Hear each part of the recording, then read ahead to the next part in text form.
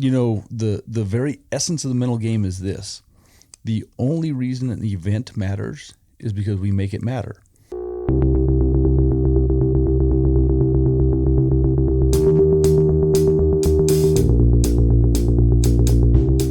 Welcome to the Mullins Ferrier Podcast, where I will sit down and converse with the superstars, the overachievers, the masters of our craft. Each episode will be a deep dive into their personal philosophies, their habits, the tools they use, and the secrets to not only their success, but overcoming failure as well.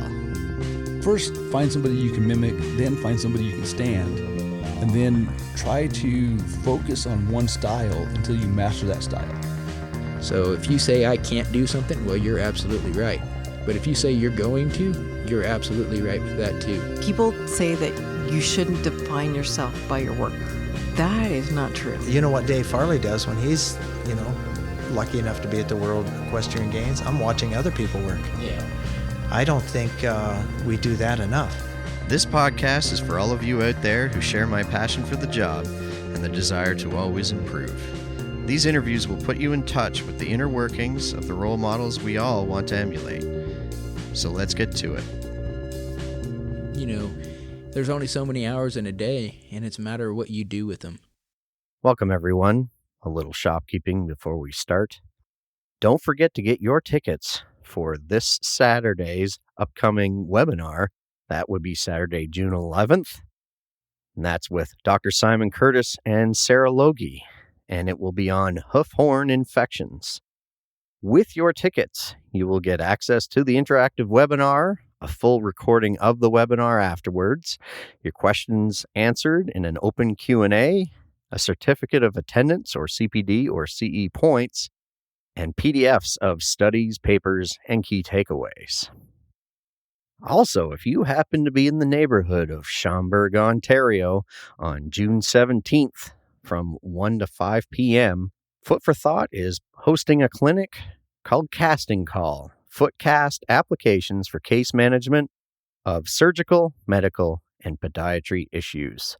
The speakers in this one are Dr. Orlaith Cleary, Chris Gerber, Tristan Miles, and Elisa Miller. This will be a good one. We haven't been able to have a Foot for Thought event in quite a while, so it will be nice to see everybody there. And now, before I introduce our guest today, a word from our sponsor. Victory is imminent today. I once heard an old recording that said, "Victory is imminent today." Some might assume this means that victory is about to occur. However, the word used here was not imminent, but the less common word, eminent, which means famous and respected within a particular sphere or profession. In 1929, the Victory Racing Plate Company pioneered the aluminum racing plate as we know it today. And over 90 years later, they continue to develop work-saving products for the farrier while enhancing performance for the equine athlete. Victory is imminent today. Today I am speaking with my good friend Daniel Bennett, AWCF. After hearing a couple episodes where guests and I were discussing the AW exam, Danny reached out and suggested that we might have a few of our concepts a little misconstrued on what is involved in the exam, and he wanted to clear that up. As you will hear, Daniel is coming at this from a very interesting vantage point, and his information is current and very helpful. This whole episode was basically Danny's idea, and is in the format that you would typically find on his podcast, the Lockdown Farriery Podcast. If you haven't already, you should definitely check it out, like and subscribe. You will learn a ton. It is very focused on education, and Danny has had many guests who are at the forefront of research in our trade. Anyway, I am very thankful that Danny took some time out of his fishing vacation on a Sunday afternoon to discuss all things AW. If you are in the midst of preparing for and attempting this exam, I'm sure you will find a lot of the information here very helpful, and it will help dispel a lot of myths you've probably heard over the years. about what is involved. It could even save you from practicing for the wrong things or surprises on exam day. Now, if you are just in the beginning of your certification journey and the AW seems like a daunting, far-off goal, please don't disregard this particular episode. Ever the educator, Danny shares a lot of information about preparing for any exam. So I hope you also find this helpful. As you will hear, we had a lot of fun doing this particular episode. I hope you enjoy it as much as I did. One of the reasons that you and I are having this conversation right now is several conversations we have had have shown that, I guess, North America, and it could be worldwide, there's a lot of confusion over what the AW exam is comprised of, mostly because it's continuously changing. And it's continuously changing to keep up with our industry. But we end up like some courses have been taught, some rumors have been had. And so we all are kind of dealing with a different interpretation of what the exam is going to be. And then even when you read it online, there are some vagaries that can really cause some confusion. So could you explain to the audience why you are in the perfect position to be explaining what this exam entails, since you've had a very interesting vantage point over the years? Well, yeah, I say it was only a couple of years ago. It's probably when we first spoke. Suddenly realised I'd actually been presented with this gift, if you like, because of the way my career's panned out, and it's more of a case of being in the right place at the right time. With the diploma exam, and especially the associate exam, I've been working in places where they actually hold the exam. So obviously 14 years or 15 years in the army, based at Melton Mowbray. That's traditionally where the exam was always held in the UK. And due to a building problem there about 3 years ago now, they lost the use of that venue. Whether it eventually goes back there, no one seems to know. All I will say is the Army School of Farrier, Melton Mowbray, still hasn't got a roof. And as it rains a lot in England, it's not ideal. But yeah, so obviously my role as the practical lead tutor at the Hereford School of Farrier, we sort of jumped into the breach, if you like, at the time, and the exam kind of got moved there. So yet again, I'm back facilitating the running of that exam. Now, obviously, my role in that is I'm not examining, and I'm certainly not sitting my exam. Obviously, I have to put all the plans, all the provisions in place for the smooth running of the exam. But when it obviously gets to the exam, of which, if you put all the work in a very military way before the event, you can just sit back and just watch everything and make mental notes. So, yeah, so again, I've spent the last 3 years now running the exam, sitting back, watching people pass it and watching, unfortunately, with the associate, quite a few people fail it. Right.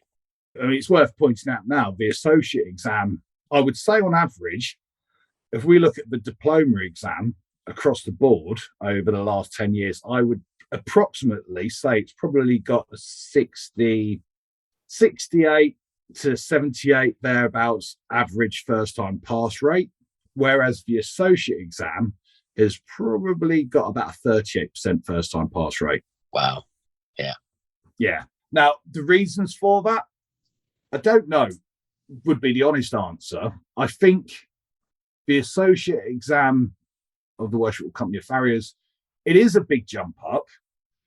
I think a lot of us, when we pass a diploma exam and then we start that big life journey of starting a business, building up a business, starting a family, there's a lot of those sort of shoemaking skills which and learning skills that we were getting throughout our education all start to kind of take a back seat, and them skills can get rusty very, very quickly. And then trying to get back into it to prepare yourself for the exam is a big jump. And for many people, and I did say this the other day when obviously I've just got involved in with one of my colleagues running the new AWCF preparation course for the British Farriers and Blacksmiths. And on the introduction sort of talk we did, it was like, I said, how many in the room could hand on heart walk into their diploma exam tomorrow and pass it? Because we end up with skill fade, you know. Yeah, we go out shoeing every day, we're trimming feet every day, we're nailing on, we're clenching, and we're fitting predominantly machine-made shoes. Mm-hmm. It's the shoemaking with both the diploma and especially the associate exam, which make up such a fundamental part of it. And, you know, because you've got to be efficient and it's got to be correct and it's got to be at that standard. Now, interestingly as well, the last associate exam I witnessed, the senior examiner, as a sort of side note at the end of the briefing, he did say, just remember, guys, this is the associate exam. Not only is everything got to be on point, it's got to be presented to that standard as well. Right. Like, find the on button on your wire brush kind of stuff. You know, it's, without blowing smoke up it, you know, the associate exam, in my mind, having seen other exam processes, for me, it is the toughest horseshoeing exam in the world. Yeah. Without a shadow of a doubt. Yeah, and it's good that the standard has stayed where it is. I think it's essential. And I've seen many great people pass it and go on to do better things. But in the same breath, I've seen people get on that journey and spend quite a few years trying to achieve it, you know, and having quite a few knockbacks along the way. But the end result, at the end of that journey, they are 10 times the farrier they were before, without a shadow of a doubt. Yeah, well, Yeah. we've had conversations about it, and you said a lot of people, when they're done the process, say they felt like before they did it, they'd been chewing with the handbrake on. Absolutely. It just Absolutely forces you to learn to that next standard, that next level. Yeah. I heard Dusty Franklin gave a talk at convention for the American Farriers Association, and he said, I didn't really start shoeing horses until about 5 years ago, to that kind of extreme, in his humble way. But yeah. And I look back, I mean, it was a long time ago that I sat mine. And I sat mine sort of through the army, if you like. But what I would say, I mean, I wouldn't have said before that I was cocky, but I certainly, my confidence after passing it, sort of with shoeing, talking to vets, talking to horse owners, I knew before what I was doing was right, but having that ability to be able to confidently explain why you are doing what you're doing and why you want to do what you're doing to get the best results. And I think that did all come from passing the associate exam. Yeah, no kidding. I see some people in the UK, I mean, it's always an absolute trip when diploma students of ours come back to sit their associate. Some do it sort of like 2 to 2.5 years, 3 years after their diploma, which is great because your head still is quite in that learning. You know, you've still got the exam technique, you've still got the learning processes all there, and the shoemaking should still be relatively sharp. Mm-hmm. But one of the big things about going and doing your associate is that experience you've gained by doing stuff after your diploma. Mm-hmm. You know, so I often sort of say to people about certainly the theory side of the AWCF, it's in-depth, high-grade level of the diploma exam, plus your experience in actually, because at diploma level, we're teaching you how to pass a test, but how to, you're kind of learning out the manual, if you like. This is how I would shoe a laminitic, for example.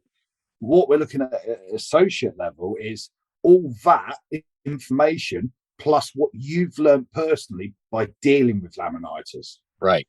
Yeah. Because shoeing a laminitic horse, it's not, you know, we don't just get a heart bar shoe out of a packet, nail it on and trim it to the x-rays. There's lots of other things which may mean we have to use a variant. We might have to do something else as well because we're fighting against forces coming from a different direction, all that other stuff, which you wouldn't necessarily know at diploma level because it's just basic knowledge. It's, the diploma level's like passing your driving test. We had driving lessons, but we didn't actually learn to drive until we passed a driving test and we had to drive on our own. Yeah. And that's the information we're looking for, or they are looking for, at associate level. Yeah, it's interesting. You do see that as you go along, like in doing some of the lower level exams, you're like, okay, well, now I know the textbook answer to this. And then you get those horses where the textbook answer isn't completely working. Like you said, you have to modify your game a bit and work with whatever you're presented with. So that makes total sense. I actually heard somebody say this, and I'm sure we'll be getting into it, but on the shoe board itself, you're allowed to use used shoes. Now, is that true? Hi. Well, since you've started the conversation, we might as well talk about the shoe board. Okay. It's your fault.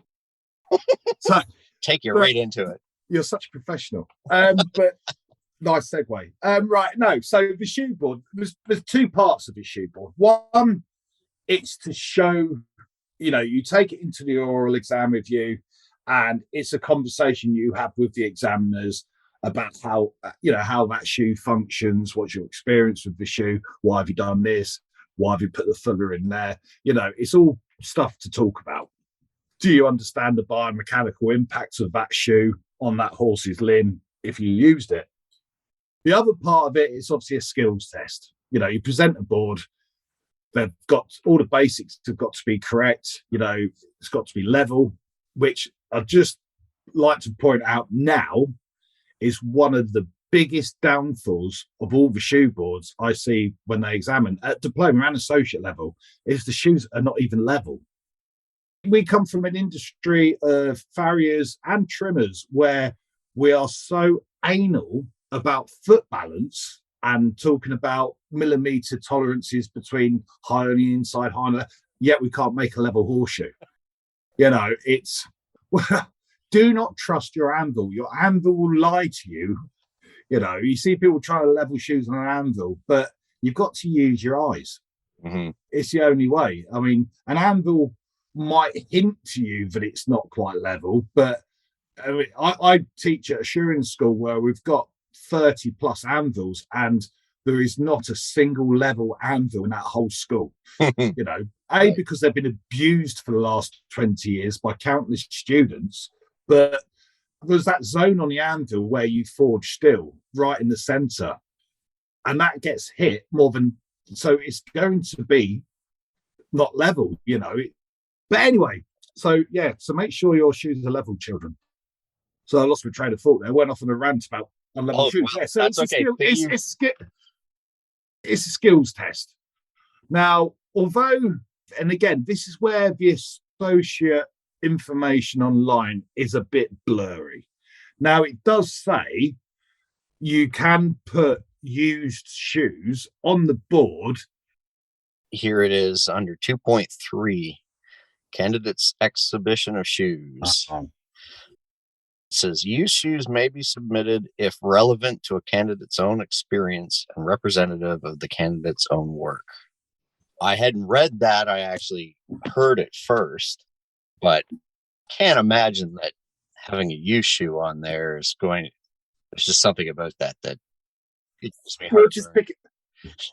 Well, we'll pick it up from there. I mean, what I have seen in the past is someone's made a specimen shoe, and what they've done is they've got the one they've taken off a horse, cleaned it up a bit, and actually put that on the shoe to demonstrate. Let's talk about a side bone shoe. You've put that assimilated wear pattern into the outside branch of a side bone shoe to show, to help with the way that horse is moving.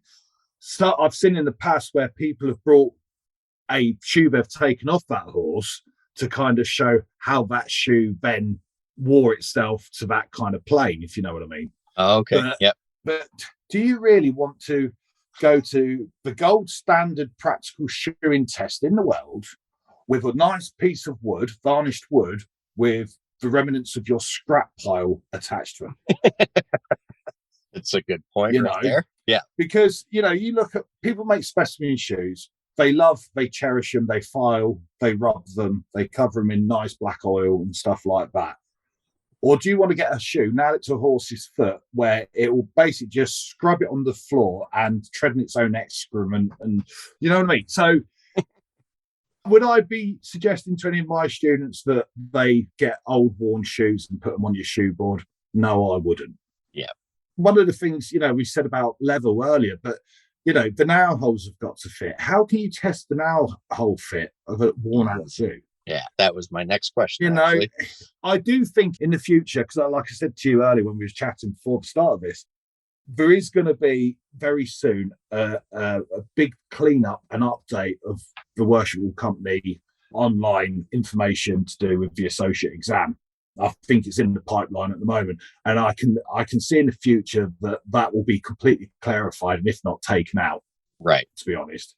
Yeah. But you just wouldn't do it, Mm-hmm. Again, having that shoe hanging sort of spruced up on the board to kind of back up the nice version of that shoe you've made.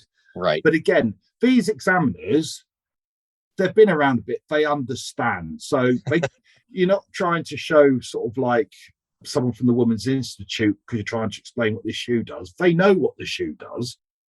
They've been around shoeing a long time. They've seen everything. So do you need to kind of go to them lengths to explain your rationale behind your design of shoe? No. Okay. Yeah. But on that vein, I was interviewing a gentleman, Chris Deal. He's an AWCF from Pennsylvania. And he said when he did the exam, one of the things Mitch Taylor, I think, taught everybody, because he had just done the exam and they were all prepping for it.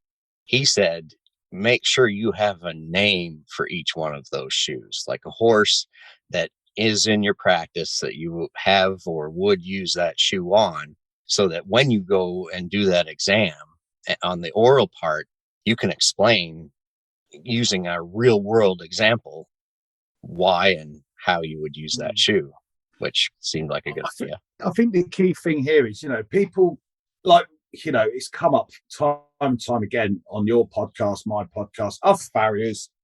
We are very, very practically minded people. When it comes to, for the most of us, when it comes to these exams, we get very, very, I don't want to use the word excited, but we get very, very sort of like into the shoemaking side of this exam, the practical aspect.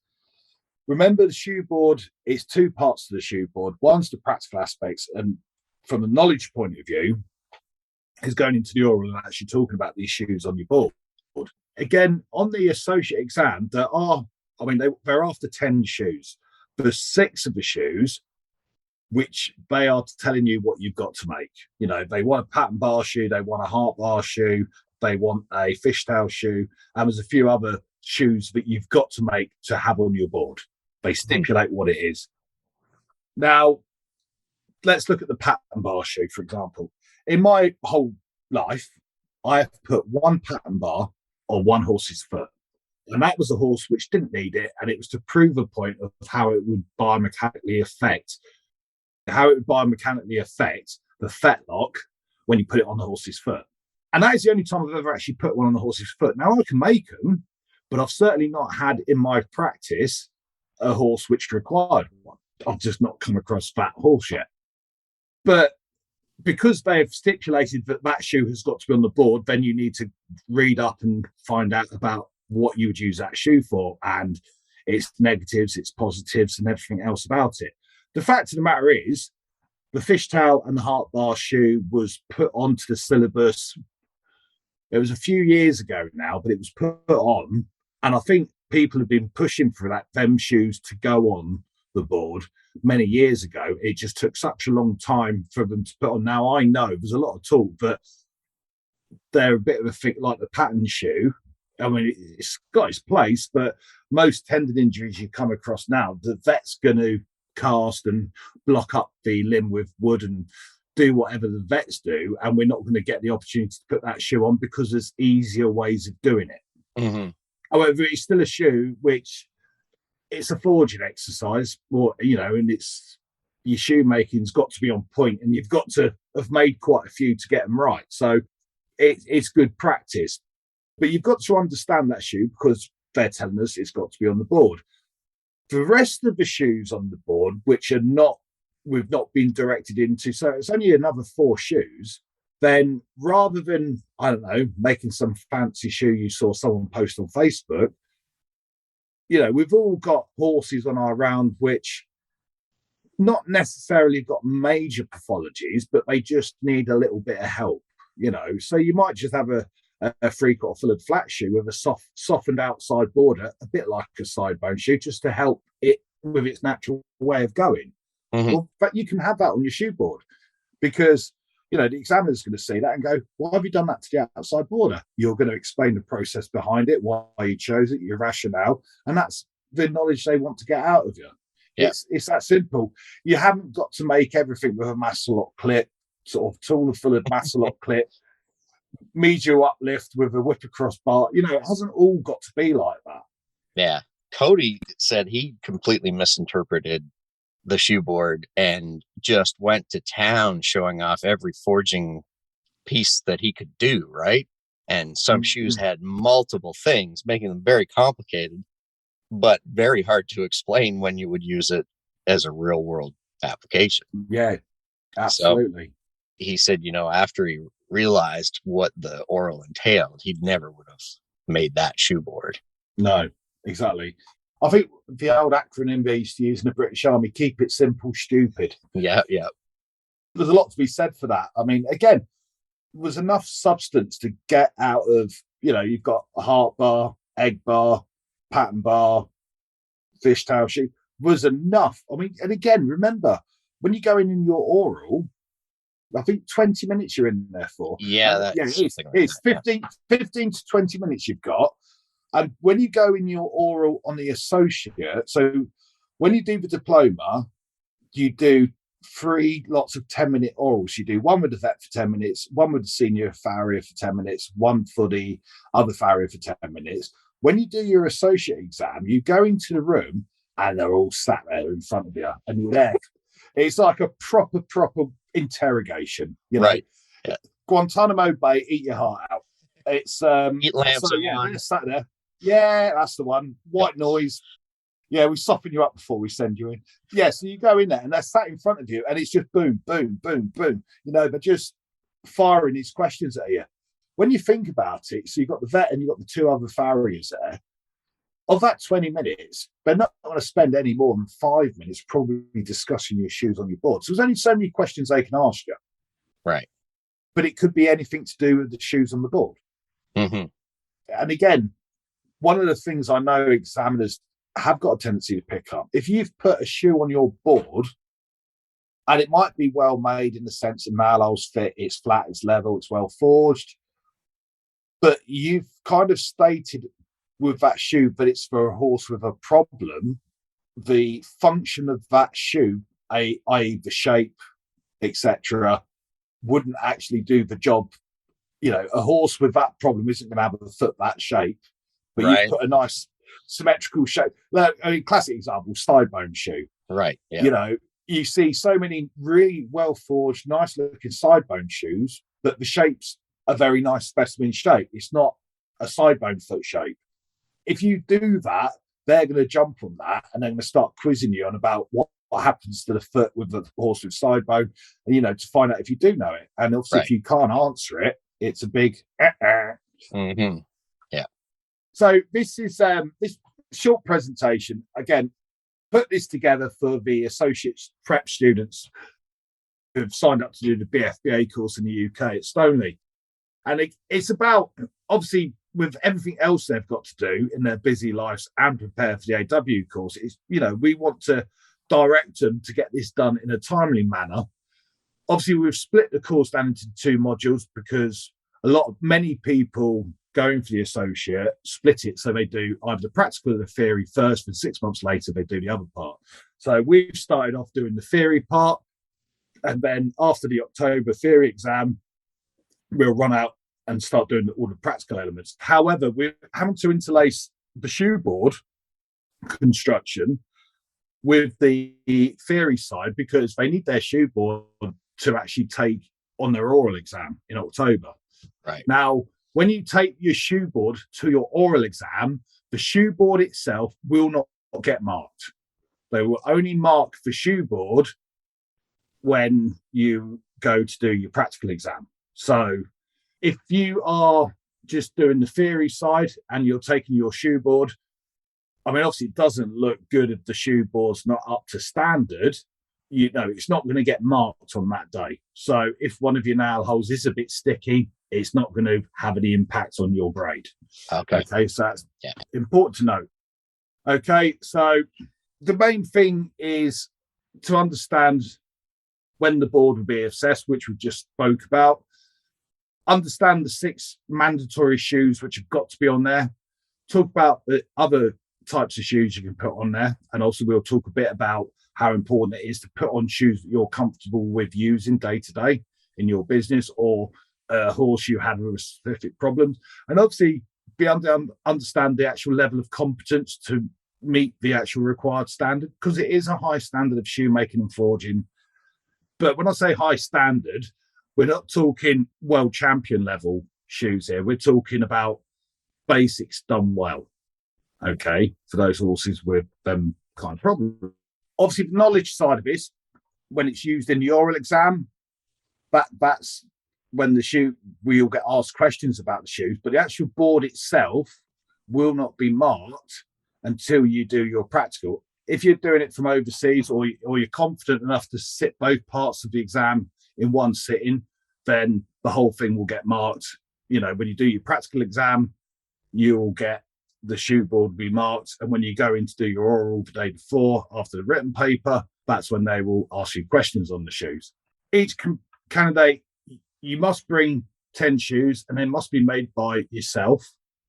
I don't know that anyone's ever been caught cheating, but again, with all the diploma and the associate exam, if you, and it's clearly written in all the exam sort of guidance notes, if you've got, for example, a board full of beautiful forged next level shoes, if you like, and then you go and sit your practical exam and your work doesn't in any shape or form reflect then shoes on the board, they can take you to one side after the exam and make you remake any one of those specimen shoes. Yes. Now, obviously, if you've not made that shoe and you prove that over the next hour, they can disqualify you for cheating. Wow. Now, I don't think it's ever been done, but it is there in black and white. Yep. Now, I do know, and I'm going back years, where people at the diploma level have handed in shoes which weren't necessarily 100% of their own work. Right. Like they've found it in the scrap bin because someone else didn't want to use it. And again, this doesn't go on nowadays, but I have seen it in the past a long time ago. But again, if that shoe didn't reflect their job on the foot, don't cheat. No one likes cheaters. It's not worth it. Okay. And again, you know, as it says there, you know, there's a link on that presentation, but all the information you do need is on the website about what shoes to bring, what are the mandatory shoes. And again, like it says at the bottom there, if they do think that you're cheating, you could get asked to replicate that to prove that you can make that shoe. You know, but like I say, it's never come up before, but it's not worth. You should be proud of your own work anyway. That's why you're attempting the AWCF exam in the first place. Yeah, exactly. Right, so again, this list of mandatory required shoes. Now, remember, all the shoes, although it says like do a fishtail, pattern bar, etc., egg bar, it's not specified whether it's aluminium, 3/4 fullered, plain stamp, concave. It's the actual shoe itself for the application of that problem. Yes, your board in general should have a variation of concave, flat, plain stamps, 3/4 fullered, fully fullered as you go, necessary to the design of that shoe.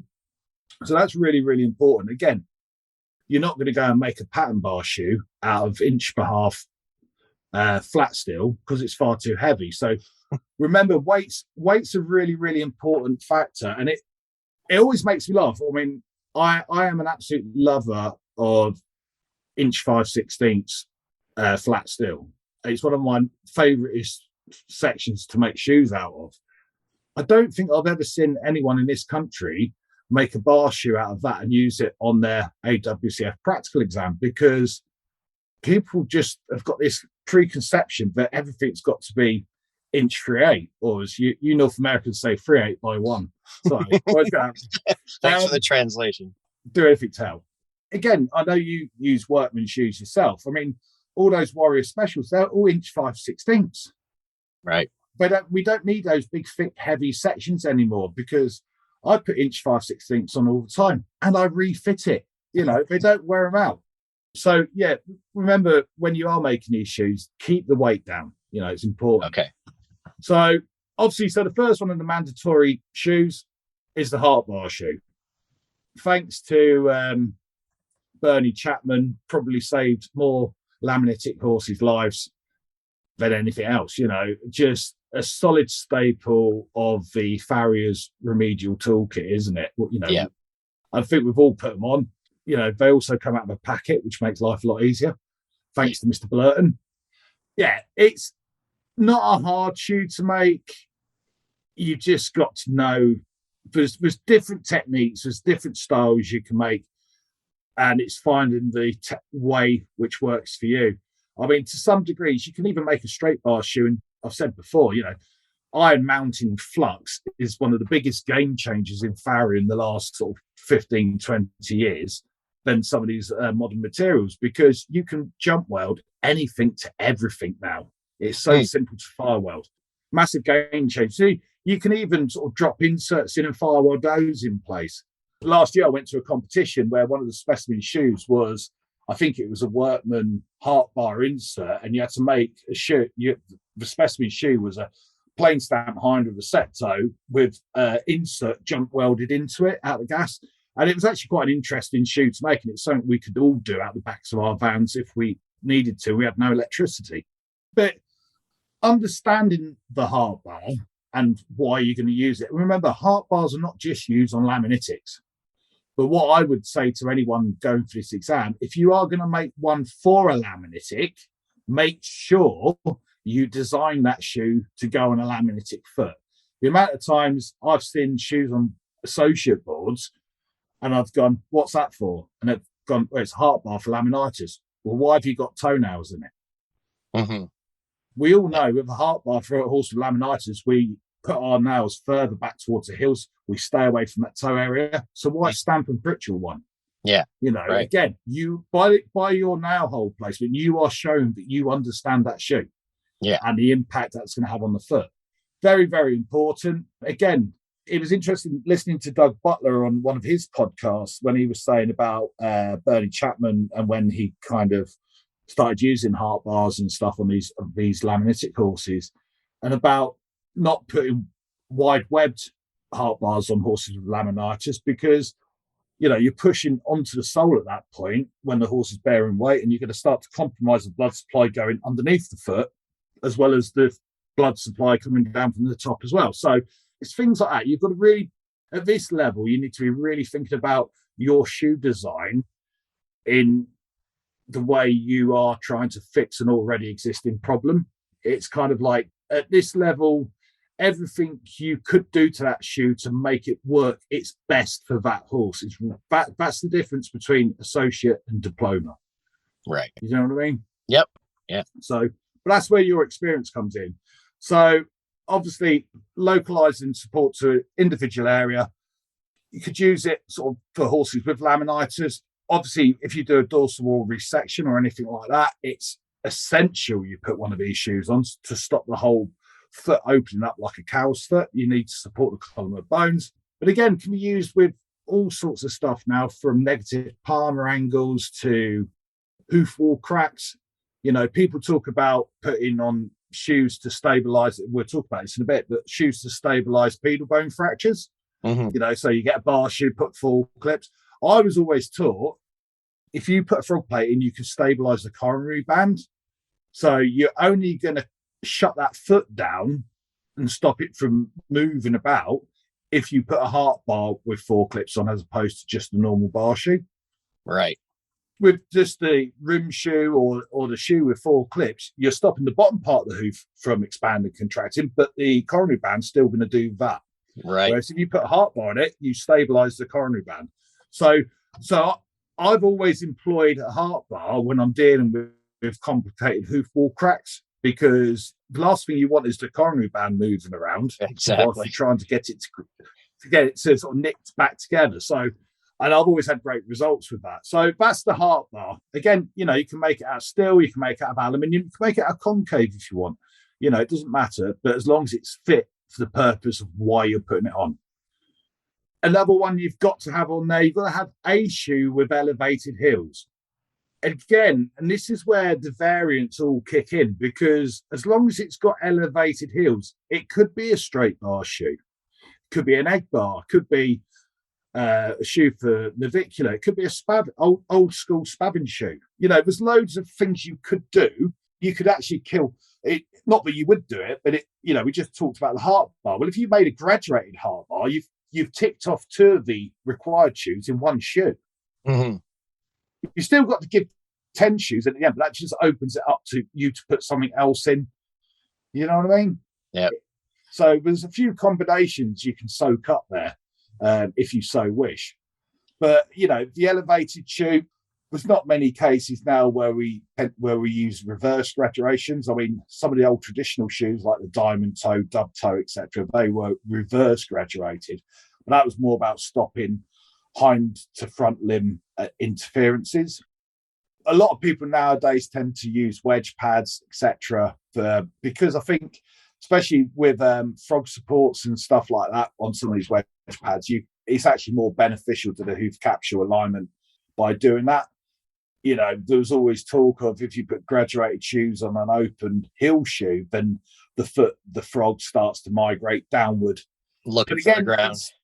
Yeah, but I think, people used to, in some of the old textbooks and that, they talk about, putting raised heel shoes on horses with navicular, for example. We all know, because we've all done it by mistake, but if you put frog pressure on a horse with navicular, you can make it very lame very, very quickly. Because when you put a graduated shoe and you are doing the exact opposite of that, and you're completely unloading the frog. Mm-hmm. And funny enough, it's the same in cases of bilateral side bone as well. Your cartilages are kind of set rigid, and there's no room for manoeuvre up in that, what was the anti-concussive mechanism. By giving yourself a bit of a void, so you're not using it can be a lot more comfortable for the horse. Right. Because it's already pretty much locked up in there. So the last thing you want to be doing is trying to force it to work when it doesn't work. Yeah, you and Wayne had that conversation, right? In your navicular. Yeah, that's right. Yeah, that's right. Yeah. Well, actually, no, we did mention that, but that was one of the reasons why we thought egg bars, because a lot of people went off the use of egg bars because whether it was us or vets telling us to do it, they were getting bigger and bigger and bigger. So what we ended up with the egg bar shoe, which I think we're going to talk about in a minute, is just like a massive toilet seat and a very, very skinny bottom. And of course, everything then falls through the middle. Mm-hmm. So as a result, we're completely offloading the center of the foot, which, although the long-term effect of that's a pretty awful looking collapsed, prolapsed foot, but we're not putting the impact through the navicular region. Right. And again, that's, I spoke to John Munn at length because he's got this old, quite heavyish horse he's been shoeing for years with bilateral side bone. And the only thing what keeps it sound is oversized egg bars. He's tried everything from graduation bar shoes to straight bar shoes. He says, if I put bar shoe on it, it goes lame. If I put an egg bar on it, it's sound. But again, that's that kind of completely ignoring the center part of the foot. Right. Yeah. Just remember again with the elevated heels, that doesn't necessarily have to be 2 elevated heels. You could have one elevated heel, like a medial uplift or a spiral lift shoe, because we're trying to impose balance to the foot, because we can't do it with trimming itself. Mm-hmm. So it could be an elevated hill or it could be elevated hills. Right. So Okay. that's the remit there.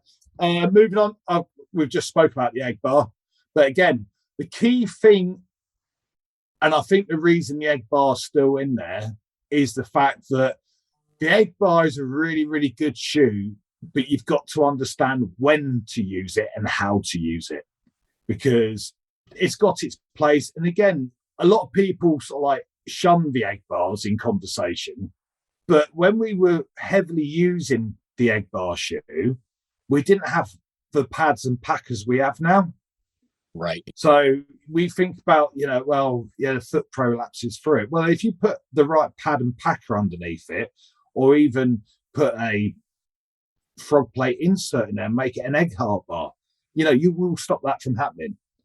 Mm-hmm. So you'll gain the extra caudal support you were perhaps after, plus you're supporting the center part of that as well. Well, and this is a good segue to a question I had for you, because on the North American side of thing, in say doing the FITS test, and it does come up in some of the higher level exams post CJF for the AFA, if you use the word support, they will take you down a rabbit hole with that, because there's this concept that the shoe doesn't actually support. It might stabilize, but what are you doing support wise? Now, is that a thing in England? Because I've seen some people give talks from over there where they actually show that example of that German designed chair where the legs go underneath and there isn't any bracing there. It's just to show that that chair is holding your butt up by using that caudal support. So what is the common sort of thinking on that there for us taking exams over there?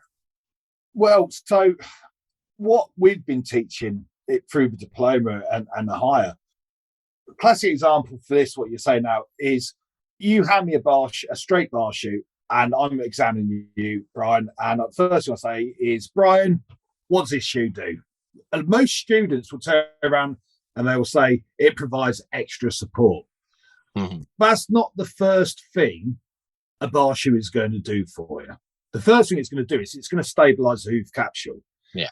I know there's been lots of discussions and talk, and I believe it was scientifically proven that a straight bar shoe doesn't necessarily give any more support than an open heel shoe, because, for a normal straight bar in the traditional sense, you're not actually covering enough of the frog to actually support like a heart bar would, because that's why we have a heart bar, because you're supporting a column of bones with a heart bar. Mm-hmm. I think, and again, we all know the pitfalls of fitting a straight bar shoe with too much length, then we're not supporting the back part of the foot. The heels start to fall inside the actual circumference of the shoe.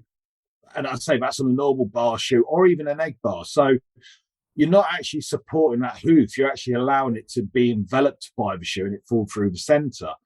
I think where the support comes in on an egg bar is you are fitting it like you would fit a shoe with length, plus you're still giving it 360 degrees of, when I say 360 degrees of support, I mean stabilizing support, stabilizing the hoof capsule.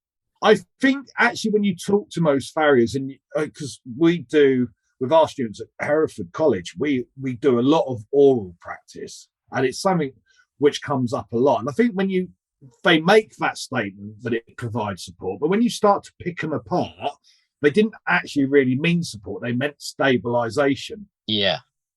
However, throwing a spanner in the works, when we talk a lot more these days about ground reaction forces and horses working on the arena surface. And you think about it, if you've got a nice substantial bar shoe on a horse's foot, when that comes in contact with the ground and the back part of the foot loads, there's no way on earth that is going to sink as much as an open heel shoe. Yeah. So in that case, that's a part of the conversation you can have with the examiner, right? That kind of shows your knowledge. Exactly. I mean, the key thing, I think, with that conversation as well, and again, having done so much this with students is before you open your mouth, think about what words you're using to explain it, because, and I've seen it before, and you can see it in the students' eyes. What they're thinking is not what's coming out of their mouth. You're just using the wrong terminology. And I think that's, there's certain buzzwords we chuck around, like support, stability, stuff like that, but we're not necessarily using the right word for what it is we're trying to get across. Going and having those conversations with your peers, your colleagues, people you look up to is really, really important, because you'll know by that what is the right word to use, Yeah. They go on about on the notes for the exam about a ring shoe. Okay. Now, I've never really come across it called that. I've heard it mentioned as a circle shoe. But the key thing with that is that's got a lot more. It's about the shape of the horse's foot. If you've got a really, really round foot, then the shoe is going to look more like a circle than an egg. Right. I know, for example, I've got like a very thoroughbredy, kind of very sort of overexpanded sort of round foot, then it's going to look more like a circle. Right. Yeah. Than an egg. But and again, going back to the egg bar thing, I mean, I found quite some years ago now, shoeing a lot of dressage horses, and I found there was a lot of horses I was trying to put bar shoes on, but I couldn't find the Jim Blurton. It either didn't fit in a size 2 Jim Blurton bar shoe. It was a bit too small, but then a size 3 was way too big and the heels didn't fit. Yep. Get a size 2 egg bar and it drops on. It depends. If you've got a really, really contracted heels, for example, and a very, very small frog with a big toe, you kind of want an egg bar, because you're never, ever going to get unless you make something like a European bar shoe or a wide bar, or what I call a Brexit bar shoe. You're not going to be able to support where that foot is and then where it kind of should be. Yeah. So, egg bars actually are a very good compromise for that kind of foot, I find, especially when you incorporate with a pad or a pucker or both. Right. So, but that's the egg bar. Hospital plate. So the examiners want to see an example of a hospital plate. Now, there's more different types of hospital plate than soft mix. At the end of the day, as long as it's a functional shoe, does it have to be a bar shoe? I've seen hospital plates in the past which are not actual bar shoes. Does it need to be aluminium? Does it need to be steel?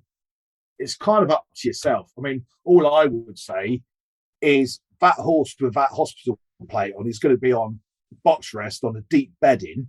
It ain't going anywhere. It's obviously, I mean, it's going to have to fit the foot, etc.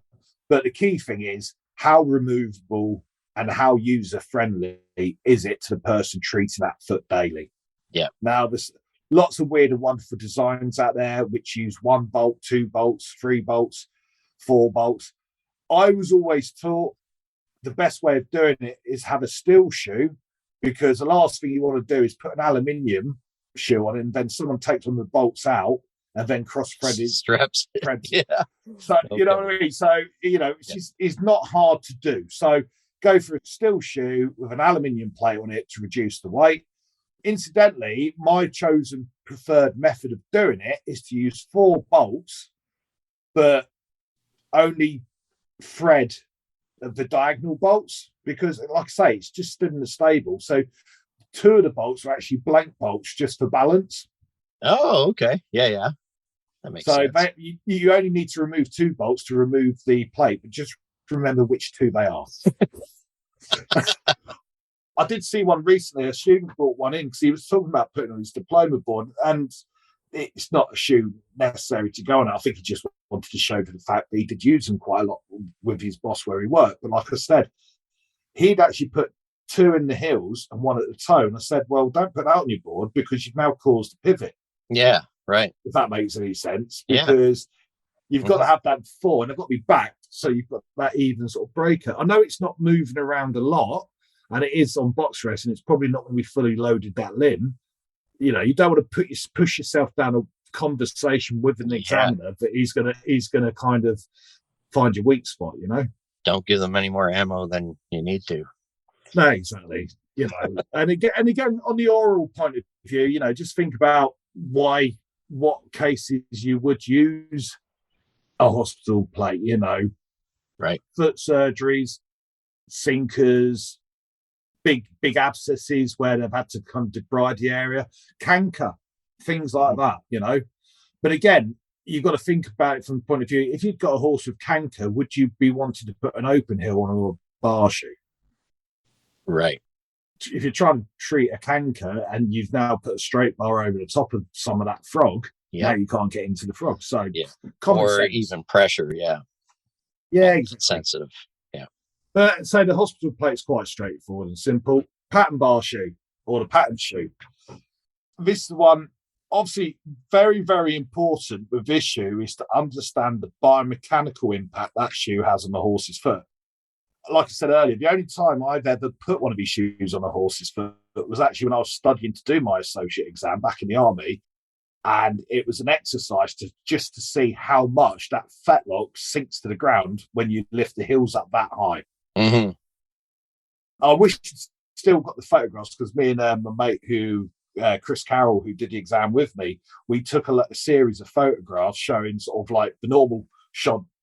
It was the same horse. We shot it normally, then we put one of those on it just to see how much the fetlock drops down. Right. Obviously, the impact of that is you would not use this shoe on a suspensory or a superficial digital flexor tendon injury.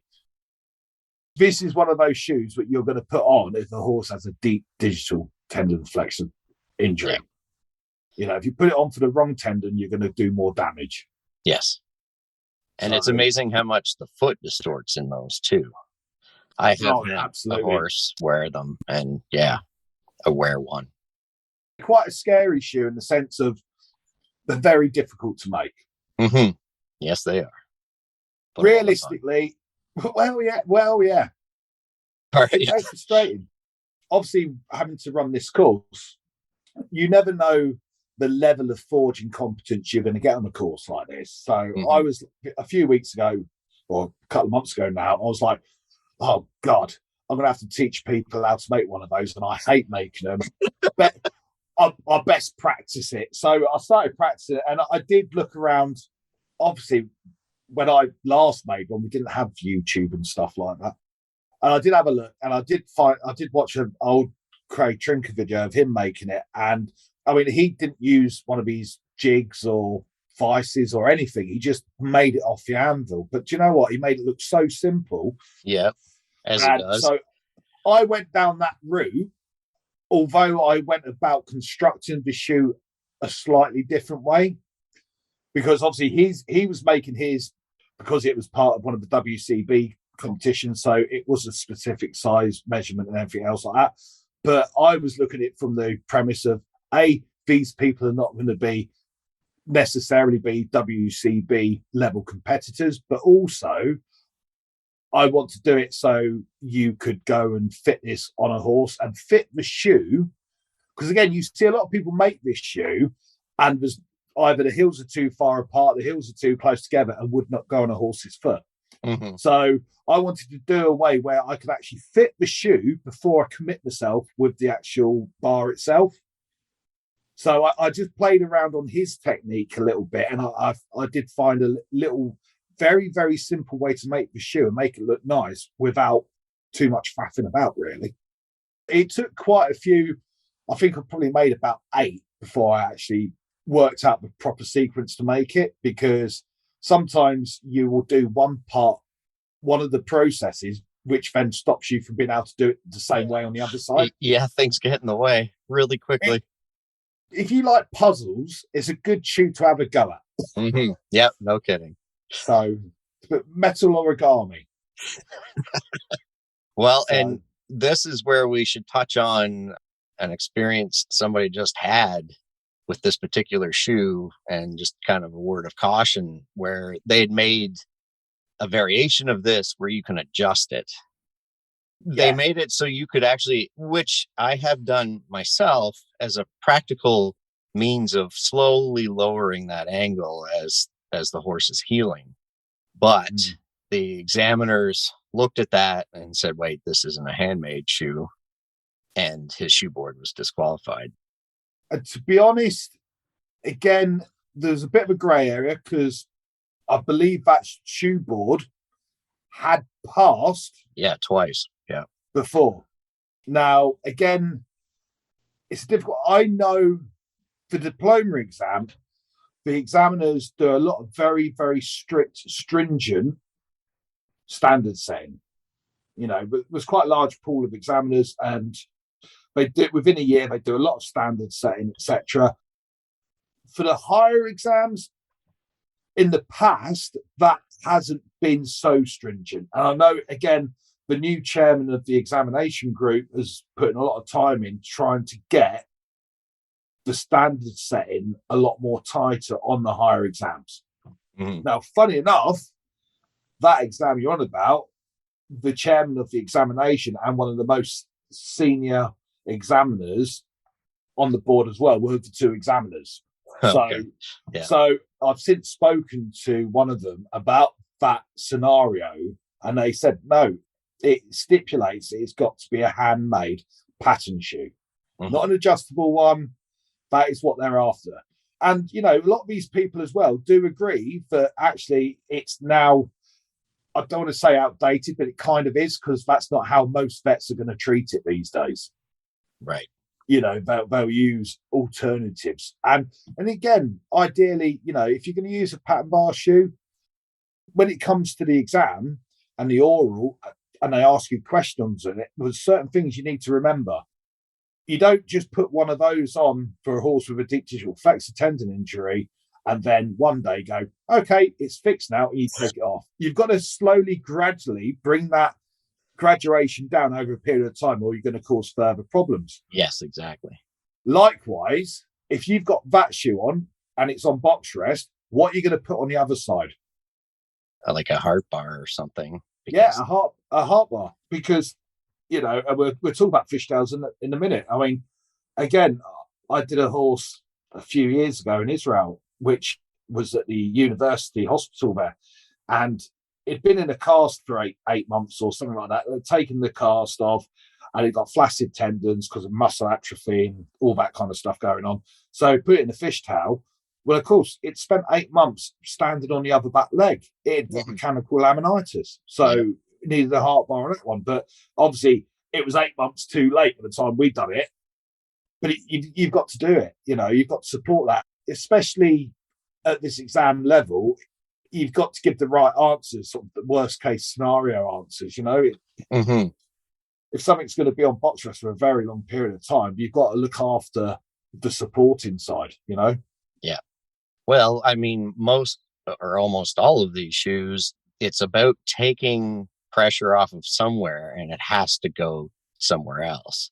So absolutely, even the other side of the horse. So understanding that, I imagine, helps in your orals. Yeah, and exactly, you know, and we talk about weight and stuff like that. Again, remember, when these horses are on box rest for like very galloping around the field, you know, hopefully the weight, but with that in mind as well, you know, the amount of very well manufactured aluminium shoes out there. I know we're talking about the exam and it's shoe making, but, you know, I'm talking about normal everyday working stuff. I mean, very severe aluminium graduated shoes, which, you know, with frog inserts and all this other stuff. I mean, it's like when I go down to the shoeing lab, down to see my mate Kelvin Lyman, I go in his shop, and he's got this one part of his shop where there's more different types of extreme aluminium shoes than I've ever seen. And I couldn't even tell you what half of them do, but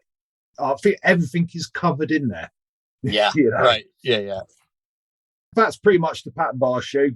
It's one of those things, if you do make a good one, I don't think there's many more things as satisfying. Yeah. You don't need any special tools. If you need any tips, watch Craig Drinker's video. I made a short video on how to make it my way, which is based on Craig's, and it is so simple you won't believe it once you get it. But you've got to have to make a few duffers to get a good one. Once you've got it, you know? Yeah. Right, so moving on to the fishtail shoe. For those who don't know, fishtail shoe is just a shoe with the bar extended horizontally. So you're basically supporting underneath the fetlock. So we said about the pattern bar being for deep distal flexor tendon injuries, not to be used suspensory or superficial. This is the one you would use for suspensory or superficial. And again, it says there, sort of post, if you've had a horse in a cast for a long period of time because it's had a fracture of one of its legs, you do end up with that kind of atrophied muscle, tendon flaccidity, you know. Say that three times fast.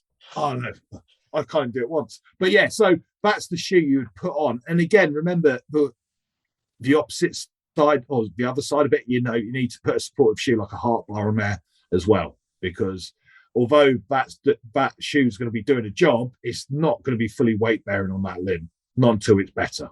Right. A really easy shoe to make, but it's got to be the right shape. I think some of these shoes, or certainly these extreme shoes, people get so focused on the fishtail part or the pattern bar part, the rest of the shoe goes out the window. It's got to be a foot shape, and the fullering's got to be in the right place, and the alloys have got to be in the right place. Interestingly, with the fishtail shoe, obviously Simon Curtis, he's no longer an examiner. Simon was quite prominent in the introduction of the fishtail shoe because Simon says he's the first person he's aware of who actually ever used one.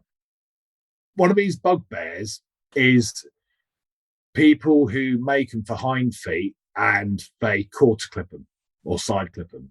Oh. He's a big believer that it needs, because all that pressure at the back, you kind of need that clip laid up the front, because he says in his experience, and he has fitted a lot of these, he always found that the shoe detached from the foot from the front part first, if that makes any sense. Yep. So he said to that end, it needs a good substantial toe clip on it to stop that from happening. Right. Yeah. Which makes sense. It does make sense. I mean, the other, I kind of had a few heated in the bar conversation with him about it. I said, yeah, but surely when you've got a horse with that sticking out the back of its foot and it's in the stable and it turns around in the stable, the shearing force is left to right must be quite immense. So if you've only got a toe clip, you're going to spin the shoe. Mm-hmm. So in the end, we agreed to disagree, and that the ideal thing would be to put a toe clip and a lateral clip to stop it from spinning. Right. Food for thought. It's a shoe. Again, I've only ever put one on for a horse that actually needed it. I've fitted them before in practices and stuff. Oh, sorry, that's the only horse I've ever put one on which actually needed it. And I couldn't believe the change in that horse once I clenched it up. That's that day. Like that's immediately after shoeing it. Yeah. That's I've just clenched it up. Yeah. I mean, it was a very difficult horse to work on. Like I say, it got laminitis in the other foot. It had been in the cast for God knows how long. It was obviously very uncomfortable.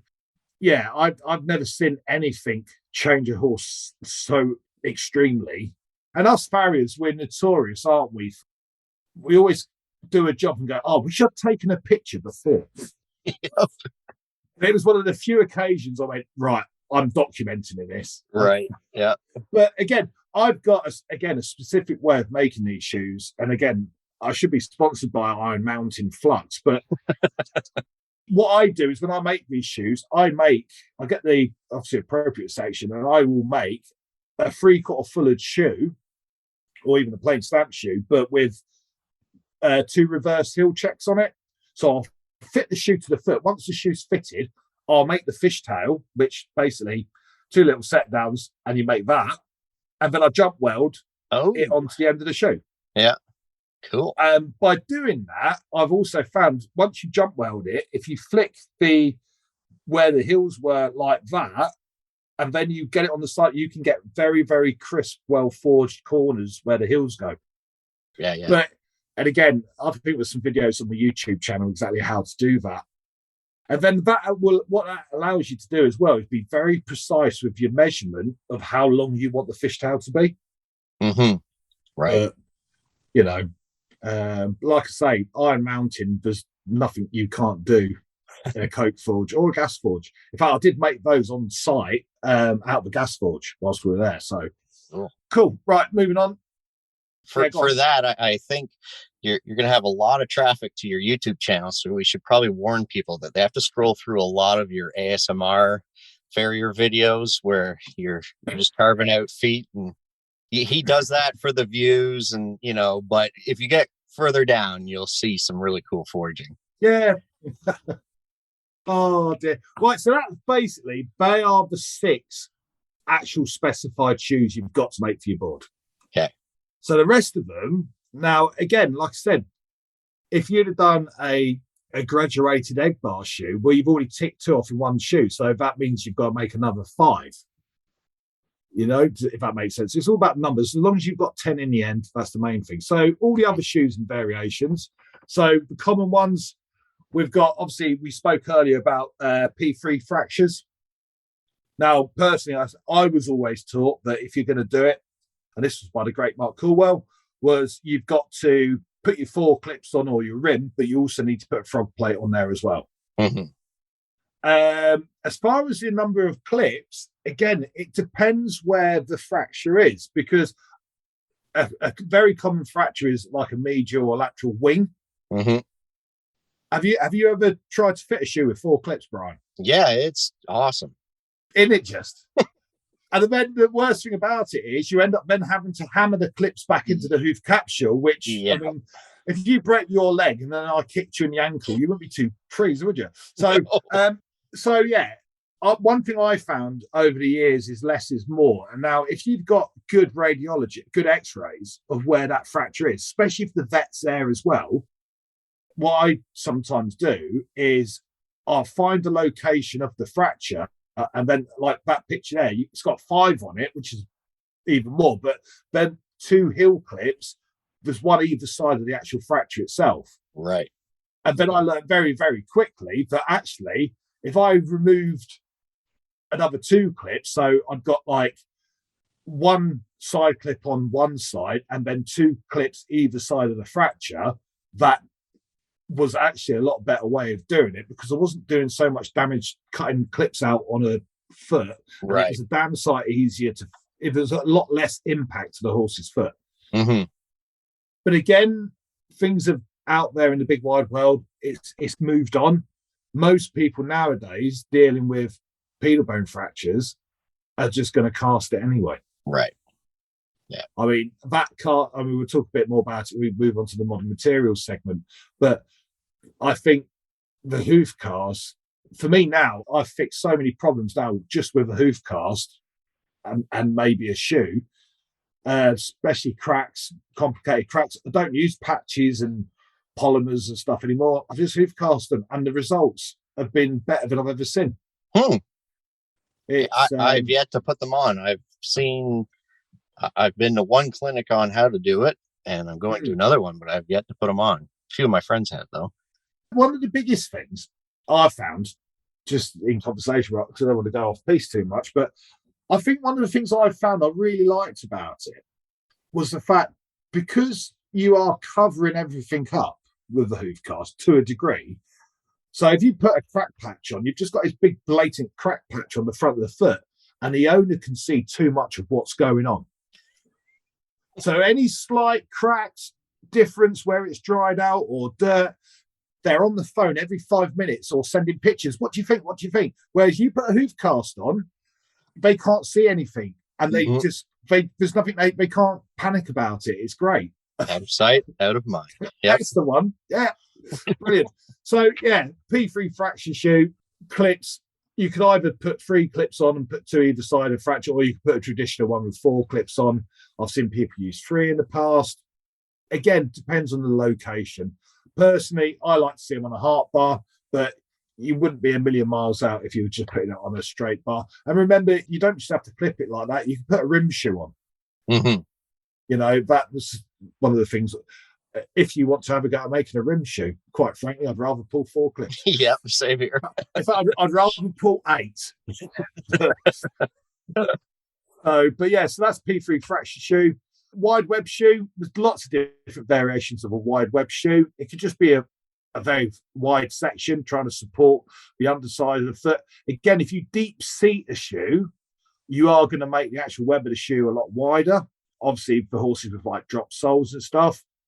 But there's a lot of shoes nowadays. Like, so on the shoeing test part of the AWCF, it talks about, which was a bit controversial when it first came out, because it talks about a wide bar shoe, and then in brackets it said European style. So a lot of people all of a sudden thought they were pointing the finger towards the French bar shoe, or the European bar shoe as it's called in competitions, which is very wide bar with a tiny circle in the middle of the actual shoe. You wouldn't be wrong by putting one of those on, although they would be a very difficult shoe to make and fit. No kidding. So obviously, when in the UK we was going through the big vote to leave Europe, I came up with what I refer to as the Brexit bar shoe, which is this shoe here, which again isn't very difficult to make, but it gives you that really wide bar. So those feet we were talking about with really contracted heels and atrophied frogs, where you're trying to give it the support it needs, but still support the actual where the foot's at. These drop on those really well. I mean, I've got a couple of dressage horses in them, which have got very kind of like weak, crushed heels.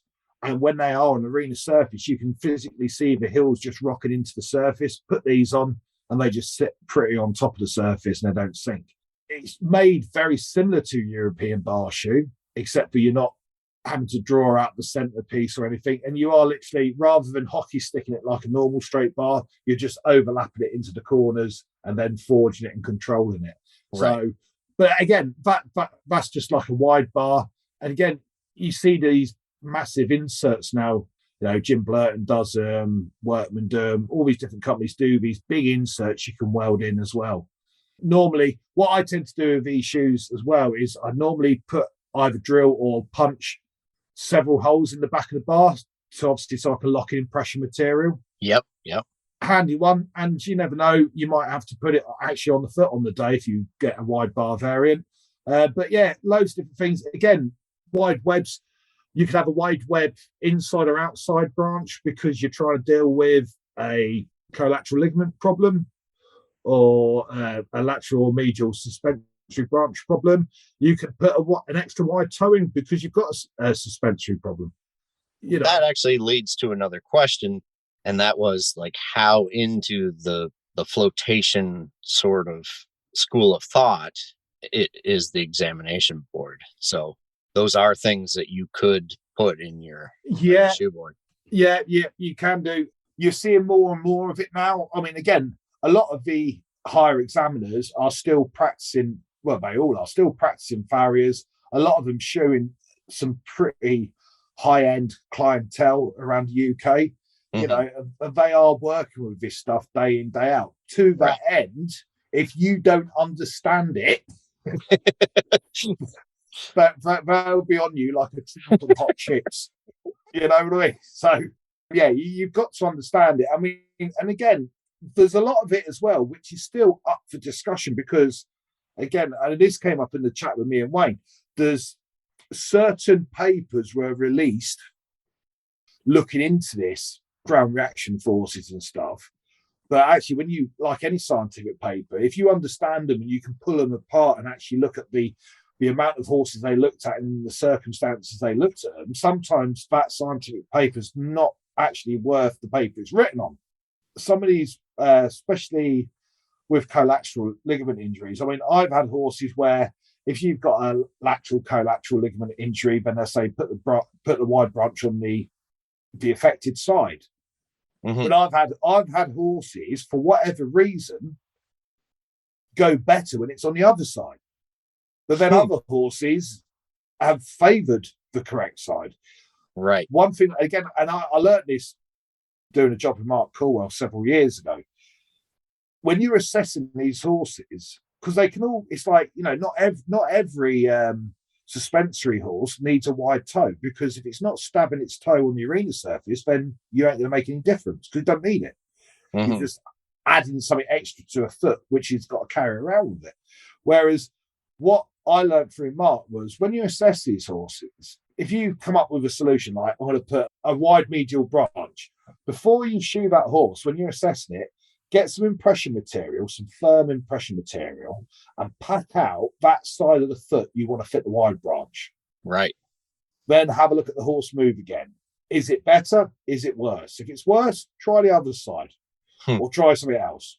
Yeah. You know, because yes, it's a small handful of impression material, but you're not nailing it on. You're just placing it in that side of the foot for 5 minutes. You can always throw it away, and it's better to do that than to put the wrong shoe package and then find out 6 weeks later you can do something different. Yeah. So, yeah, I think that's a really important thing. You've got to understand, the kind of theory behind these ground reaction force applications, but also the fact not every horse reacts the same way to it.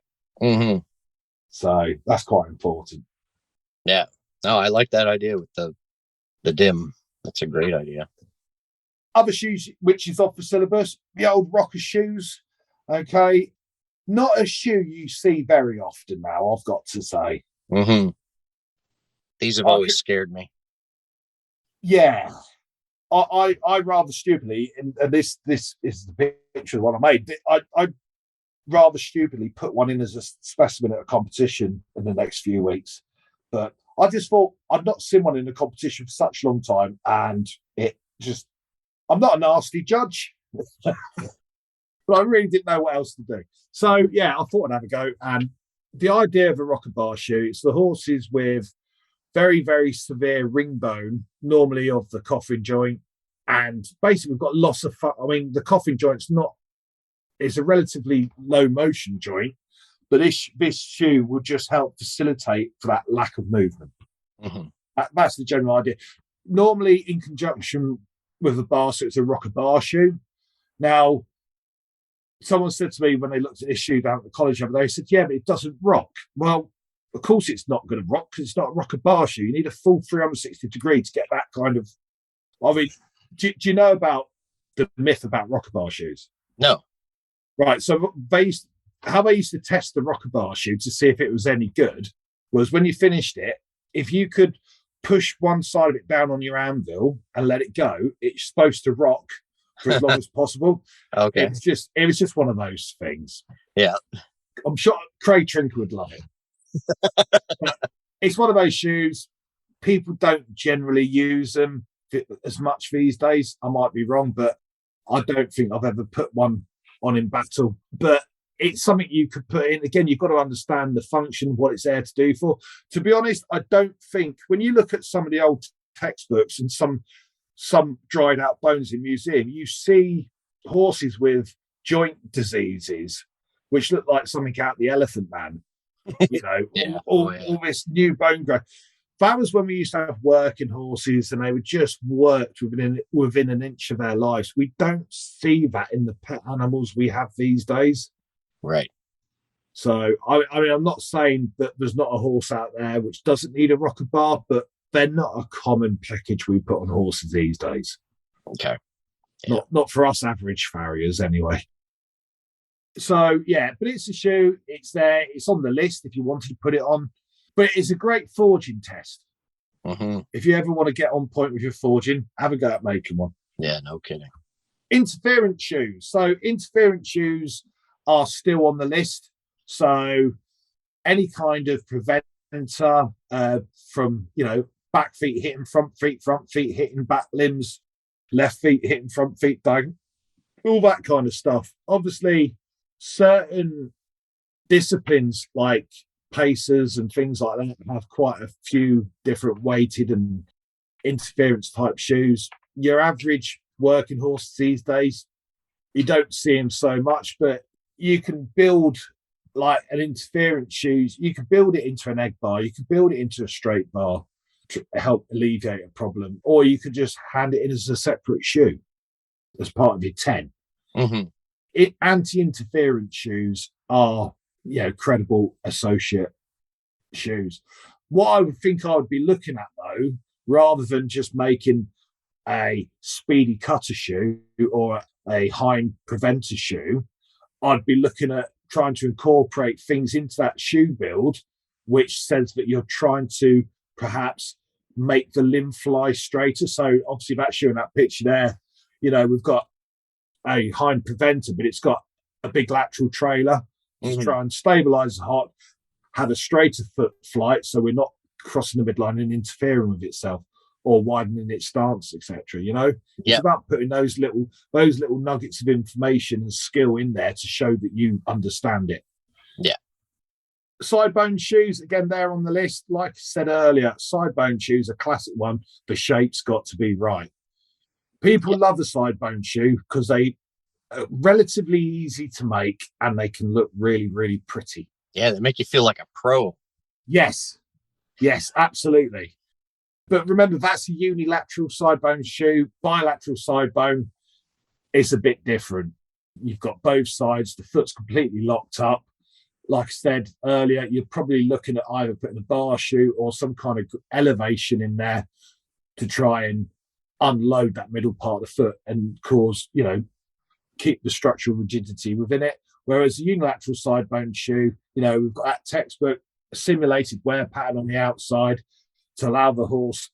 Again, if you've shot any horses with this condition, they will wear the shoes out very similar to that pattern to make themselves comfortable. So we're just taking that away from them. Again, remember, when you now hold that side, rasp your nail heads off so it's flush with the shoe if you put one on the foot. But it's got to be the right shape. Yeah, and that shape is that early quarter, right, on the lateral side. And then straight back. And again, remember, with these shoes, because for want of a better word, it is a lateral extension. And what we're trying to do with any kind of lateral extension is support where the foot is, but also give the outside border needs to provide the symmetry to where the foot should be. Mm-hmm. Yeah. You see some people, they make these side bone shoes like that, but then when they bash down the outside border and spread the material, they then check it back up 2 inch again. Well, actually, you kind of want that extra width there to achieve the heel fit with the expansion. Yeah, exactly. It's a common shoe. People make them. I mean, I'd say it's such an easy shoe to make, but you just, by putting the right shape in, you're showing that you understand that shoe and you've dealt with it. Yeah. That's really important. Extensions in general, I mean, there's all kinds of extensions. You can have a full extension which comes out from the toe like a toe extension and then go back. So if it comes out from the toe at 1/2 inch, it goes all the way around at 1/2 inch. You've got the gradual extensions which sort of start to come out from the toe, it travels back but gradually gets wider. What we see a lot of, which people class as lateral extensions, are in fact lateral heel extensions. Because you're coming out from the quarter and staying out. That's a heel extension. It's not a full extension, that's a heel extension. You can have medial extensions. Medial extensions, obviously, you run the risk of the horse doing like Boadicea's chariot and chopping its other leg off. Obviously, caution. But you to a degree, though, it can be done. But you've kind of got to bevel it a little bit like a bevel shoe, but you can only do a certain amount before it becomes dangerous. It hurts a knife, yeah. Yeah, so you've got to be sensible with it. Funny enough, one way around that, I was shoeing this week actually on the yard, and I bumped into my good friend Mark Watson, who actually was fitting medial extensions on this horse. But what he was doing was building up on top of that with acrylics. Right. Yep. You know what I mean? So it was acting a bit like a gum shield, if you like, and so it wasn't going to have a mishap. But it needed that support. So you've got to come up with some form of compromise, haven't you? Right. Yeah. But again, with all these modern acrylics we've got, that is a very, very valid option of getting around that. For sure. So, but yeah, all kinds of extensions. I mean, and again, you can incorporate those extensions into a bar shoe, an open heel shoe. It's one of those things. You've got toe extensions. So if you do a lot of young stock and you want to put like a toe extension in. But again, the key thing is understanding the impacts. And I think you sometimes see some of these big toe extensions on shoes, sort of like lateral toe extension. you've got to understand the impacts that's going to have on the way that limb moves. And I've seen a few people in the past, many years ago, trying to straighten up horses' legs by putting like lateral toe extensions on, which is the horse was breaking over on the outside toe. So they put a massive extension in there to force it straight. And guess what happened? The horse goes and breaks down because the horse's legs moving that way for a reason. Yeah. Yep. Funny enough, it's in the same direction of its knee. Most of us farriers are relatively godlike, but we can't fix everything. Right. Yeah. Yes. So extensions, again, key thing is with an extension, everything is in the right shape. That shoe's the right shape. And the extension, remember, once you start to come out, you stay out. Well, one thing, could you give an example where it would be a good idea to do that full toe extension? Like starting there? What, the full toe extension? The full extension where you've got it extended out. Like you said, most of them do break it over that way, or most do. I think sometimes them full toe extensions, for me, it's never really something I would put on a front foot. Right. Okay. It's more something I would put on a hind foot, either because the conformationally the horse is like it's completely crushed its outside, right, all the way round to the toe. Sometimes even the horse just completely broke its hind foot away. Sometimes you get these horses which only have fronts on. They've tried to keep the backs barefoot, and it's just absolutely emaciated. Sometimes that's the only thing you can do is to kind of fill the gap for where the foot should be. Sometimes in some spabbing cases, by coming out from that toe, giving it that extension all the way around, you're just kind of trying to keep the foot moving in as straight as way as possible, giving it the extension all the way around to the back to stabilize the hock and to try and keep that horse moving in sort of like the direction of travel, Right. Yeah.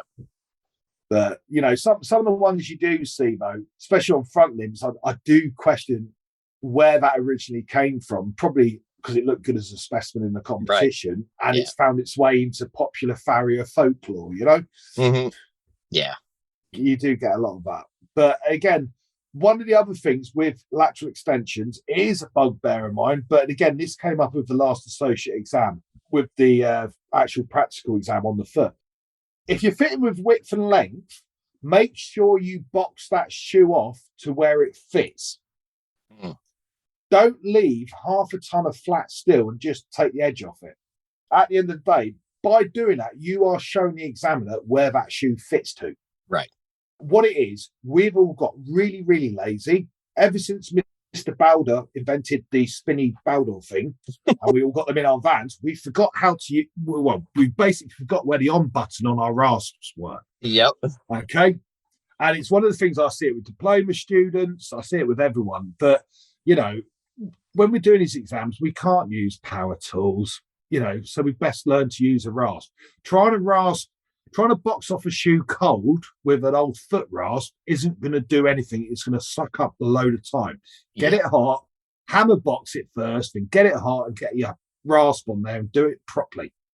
Boxing off's really important because it does show the examiner where you're fitting that shoe to. Now, maybe this is a good time to bring that up.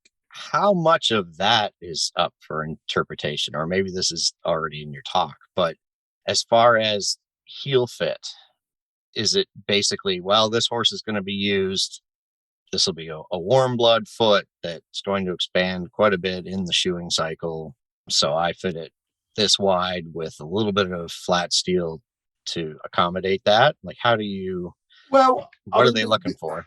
The key thing with that, that's what comes up in the oral. They're not going to, there's certain types of shoes. Let's say you put a bar shoe on there and it was really, really tight in the bar, and the examiner went, that's a bit tight in the bar. What they'd probably do is then talk to you in the oral about it and kind of question that shape. They're not going to mark you down it when they mark the board, purely and simply because it's functional.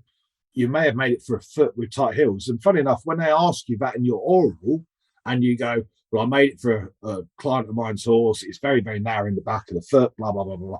And you kind of, you're not arguing your point, but you're putting your views across and you're backing it up. Right. Yep. You won't get marked down for it. But and again, it's different environments cause different shaped feet, don't they?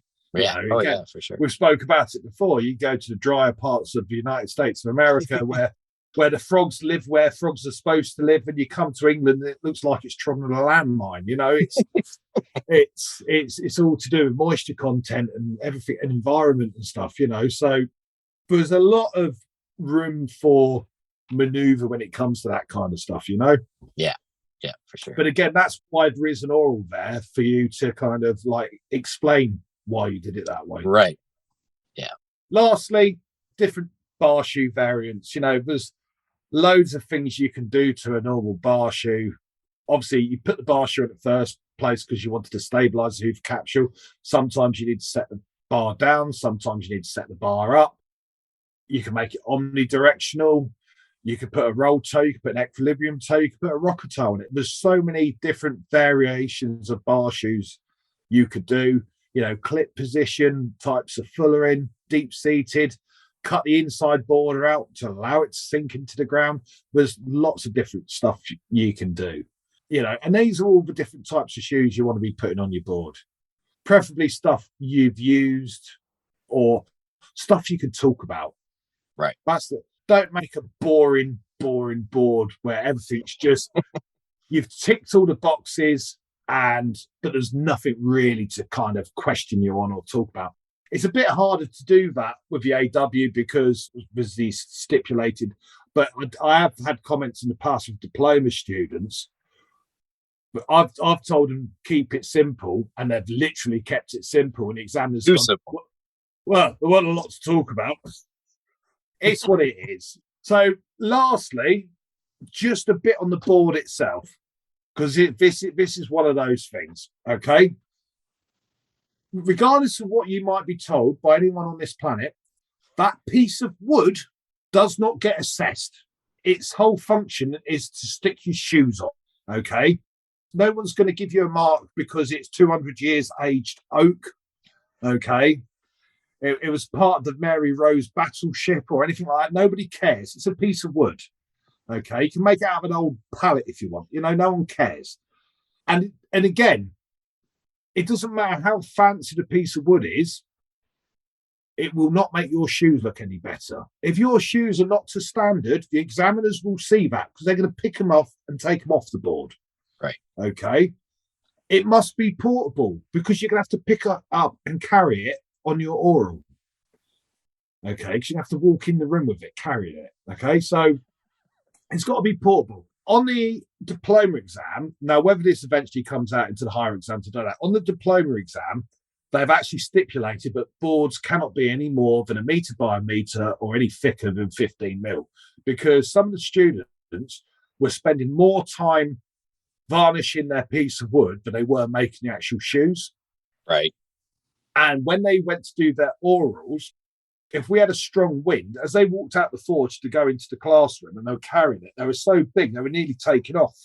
And then all the shoes would fall off onto the road. And of course, me being unhelpful, I weren't going to help them. But, it was causing problems. So they actually stipulated the size. The piece of wood is not important. Okay.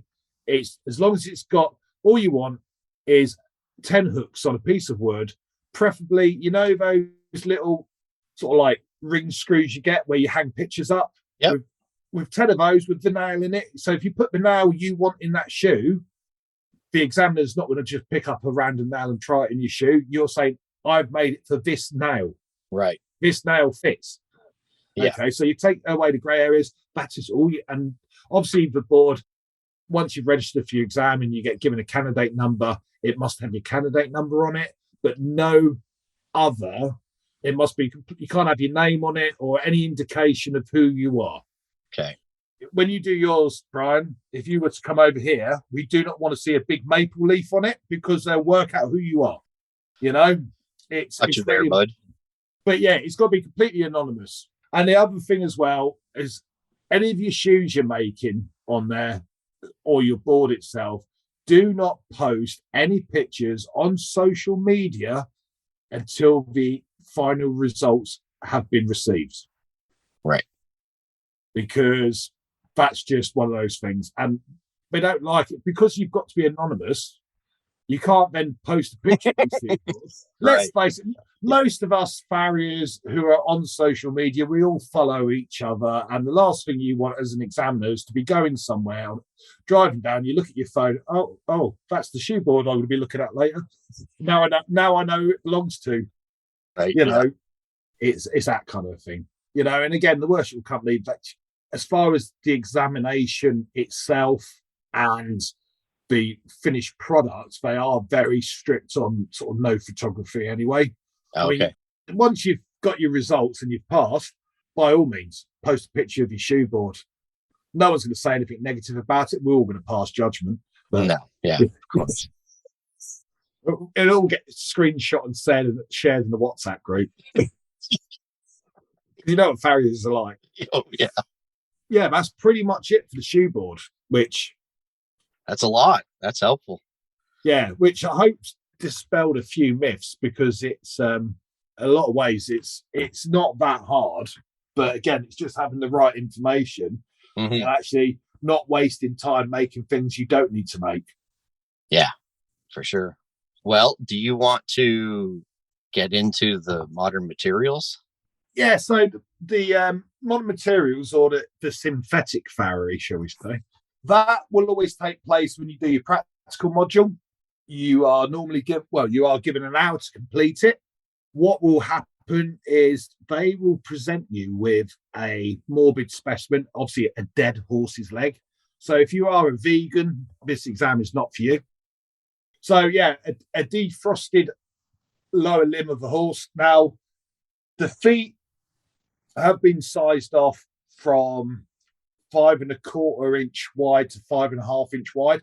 Okay, I was going to ask about that. That was brought in a few years ago because obviously when the modern materials phase first went in, we had some glue and we had a few procedures like make a hole in a horse's foot. But as time's gone on, the modern materials element of it has got glue on shoes. We can glue on aluminium shoes. We've got all these different types of crack patch with so many different variants. You know, we've got the imprint shoes, so much stuff at our fingertips, all to do the same kind of job, depending on the foot or the way we like to do it.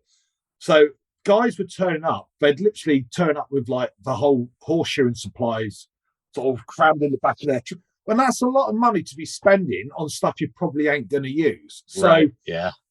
So not only have you got all this stuff you might not use, you've got it in every single size as well.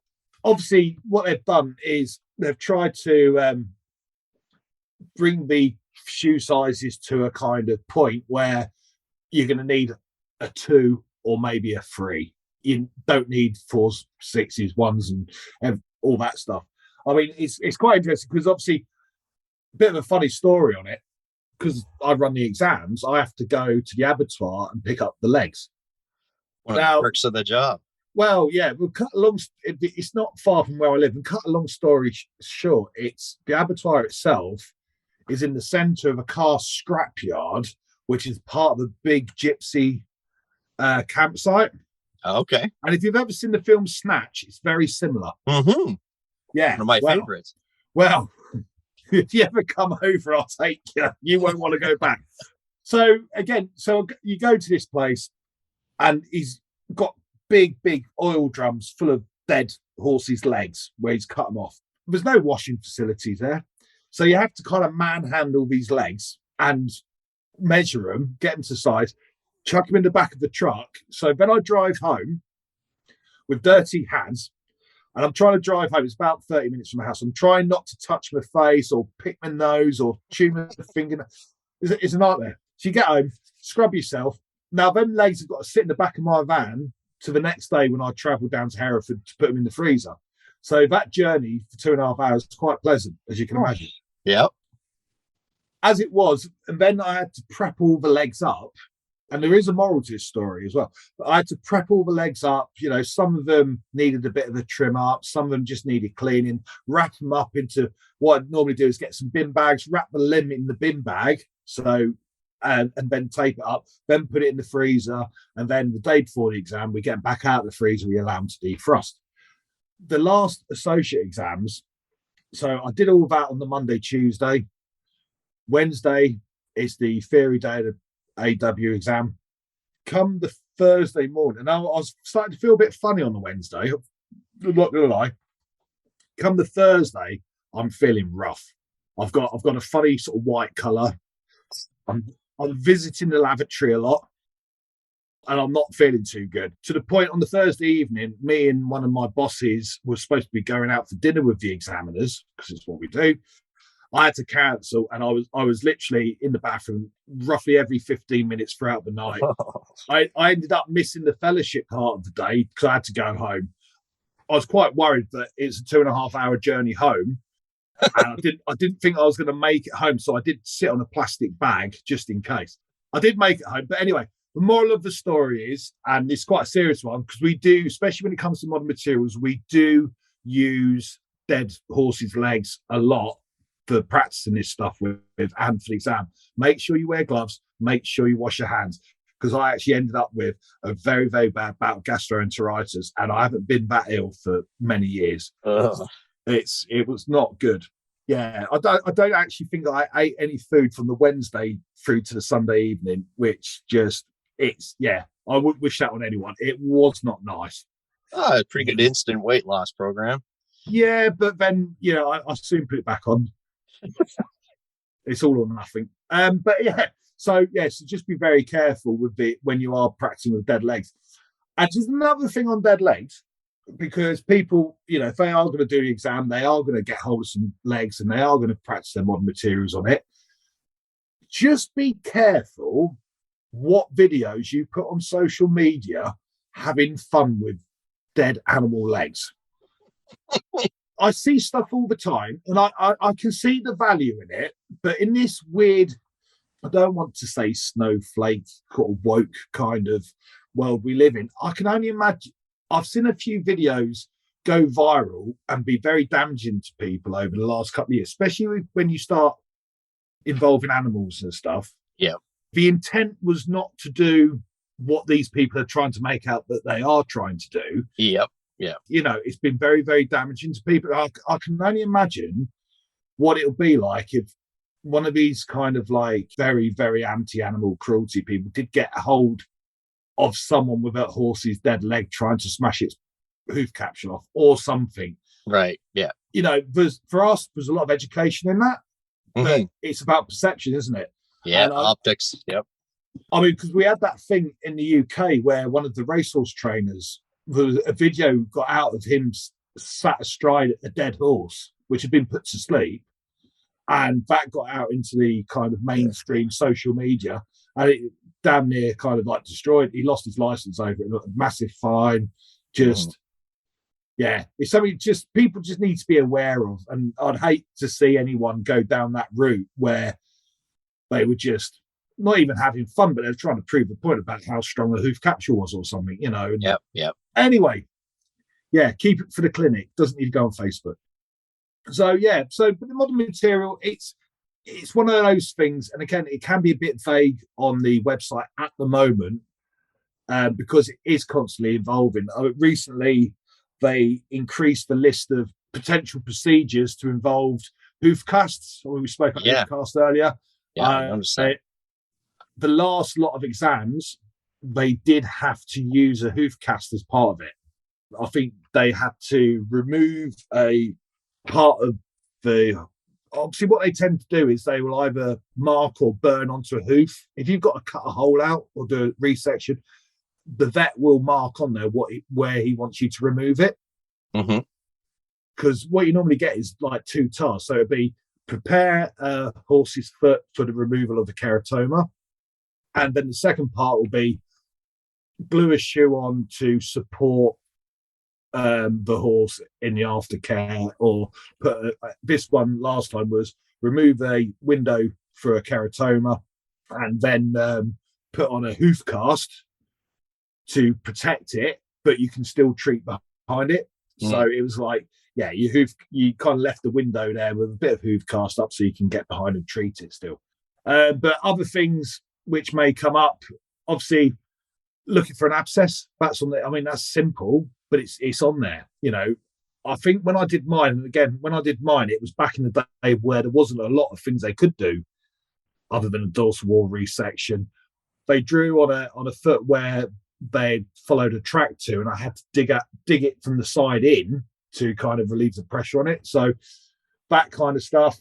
Actual hoof wall resections themselves, for the dorsal wall, it could be for anything, but dorsal hoof wall resection for laminitis, for example, removing a piece for keratoma, hoof wall repairs and extension when you've got these horses like with seedy toe white line disease, excavating that area, rebuilding it, building extensions. So you've got a horse, a bit like a foal extension, but obviously it's not on a foal's foot, but putting them kind of extensions on with glues and stuff. Cracks. Now, if you have a crack, you can use whatever material you want to use to fix the problem. They're not going to say, we want you to use wire and screws. No, that's your choice. Okay. If you want to use a patch, if you want to use sort of thermoplastics, if you want to, that's your choice. Again, with the hoof cast is now part of it. Whether you use hoof cast or not, it's entirely up to you as well. And gluing on shoes. So that can be, not that many people would glue a steel shoe on, but I suppose there's cases where you would. But, when you do have to glue a shoe on, it's normally your choice of shoes as well. Mm-hmm. If you've got a load of aluminium, you feel better doing it with an aluminium or a composite shoe or something. That's your choice. But as long as it's got a shoe glued on so the horse can do the job it needs to do. Right. What I will say is this probably will evolve a bit more in the next couple of years. And I think one of the things, when you actually go through the syllabus, it's on about the uses of pads and packers and stuff, that probably will end up at some point being brought into the exam. I don't know quite how they will do it yet, but they'll do it in conjunction with something. Okay. So again, knowing your different sort of shore rates, what's too hard, what's too soft, what works best in what environment, that's all going to start coming into play eventually as well. So, know your products. Yeah. Okay. That's pretty much it for the modern materials. I mean, it's an hour long. The key thing as well is that when you do it, especially with the modern materials, the health and safety side of it's very important. If you're dremeling, if you're using hoof grinders or anything like that, make sure you wear a dust mask. Okay. If you're dealing with stuff, safety glasses, all that kind of stuff, it's something they will check. And whilst you're carrying out that procedure, the examiners will walk around and ask you questions. Why are you doing that? Mm-hmm. What would you do if this was to happen? They will ask you sort of questions. So, don't just block yourself up and ignore them. That's part of it. Okay. As the candidate, you have to provide the glue, the casting, you just bring everything you kind of can. Absolutely. Okay. I mean, I dare say, it depends how much you use the stuff. I mean, in my business now, apart from dental impression material, I don't use a lot of stuff. But if I was going to do the exam, especially if I was going to another country to do it, I think finding a supplier who perhaps you could buy X amount of aluminium bar shoes, different types of glue, all that stuff, but maybe get it on a kind of, if I pay don't for use what it, you use. Yeah, sort of like a sale and return thing. I dare say there's probably a few of these suppliers out there who are prepared to do that because it'd be a good business. Yeah, for sure. Yeah, I mean, I've seen some people turn up to that exam with so much stuff. It's like they're going to set a stall up and start selling the stuff, But I say, but there's so much good stuff. But again, don't just buy it if you've not used it. I mean, I'm not going to name drop anything here, but I got some a brand of aluminium heart bars the other week, and I just happened to have this pair of these shoes, and I thought, oh, I might I got them in the van. They've been in there a while. I've never used them. I thought I might try and use them. And when I actually got to trying to fit them, I ended up having to take them off and sort of put them in the scrap bin and find something else which worked. Because it was just, they just did not, I just could not work. And there was, couldn't get them to fit, Yep. Take what you've used before, practice with. Don't just try it on the day. Yeah. Things can go very wrong. Absolutely. Yeah. And again, for the sort of further learning, which if you've got an abattoir near you, get some feet, practice on those feet, and then afterwards, chat a vet up, get some scalpels and stuff, and the limbs before you dispose of them, have a dissection. Mm-hmm. Oh yeah. I haven't done it for a while, but there's been a few times over my career where I've had access to scalpel blades and the horse's legs and some spare time. And I've just, on my own, just cut them up like some kind of serial killer. I've got all Hannibal Lecter on it.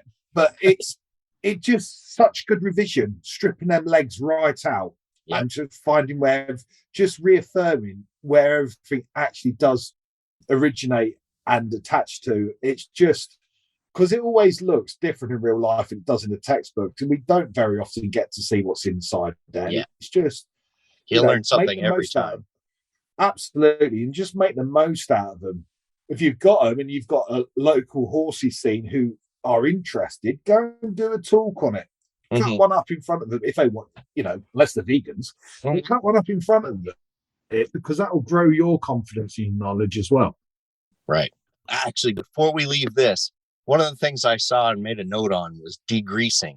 Is that just how you prep the foot for applying glue, or is that okay? Yeah. I just wanted to make sure it wasn't a lost in translation. No. Degreasing, it's just like, when you put surgical spirits or any kind of degrease on there, just because, a lot of these glues, they just stick to the first thing they touch. And if that's grease or water and that, it's not going to stick to the foot. So, right. That's all that is. Okay. I had been taught forever to use brake cleaner with non-chlorinated brake cleaner. And then I saw several clinics in a row where they just used a torch, just a little butane torch. And that was the process. That was it. So I've never actually heard of the surgical stuff you're talking about, but okay. I just wanted to clear that up. No, I was going to say, there's loads of different ways. I mean, the heat gun way is a really good way of doing it. Yeah. And you're warming it so it sort of cures a lot quicker as well. Exactly. Yeah, for sure. Well, should we step into the actual practical exam then? Like the doing the horse? Yeah. Because there's a lot of myth around this particular process. Yeah. I mean, so again, if you've done your diploma, it's based on the diploma in the sense you're going to do a side of the horse, the front and the hind, and you're going to have 2 hours to do it. And your foot trim is going to get marked, your shoemaking is going to get marked, your fit of the shoe is going to get marked, and your nail and attachment is going to get marked. Once you've been allocated the horses, you'll go outside and there'll be a trot up.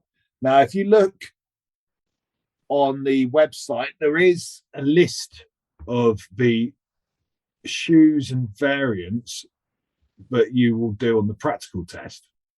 So basically, the exam used to be many years ago that it could be one of many shoes.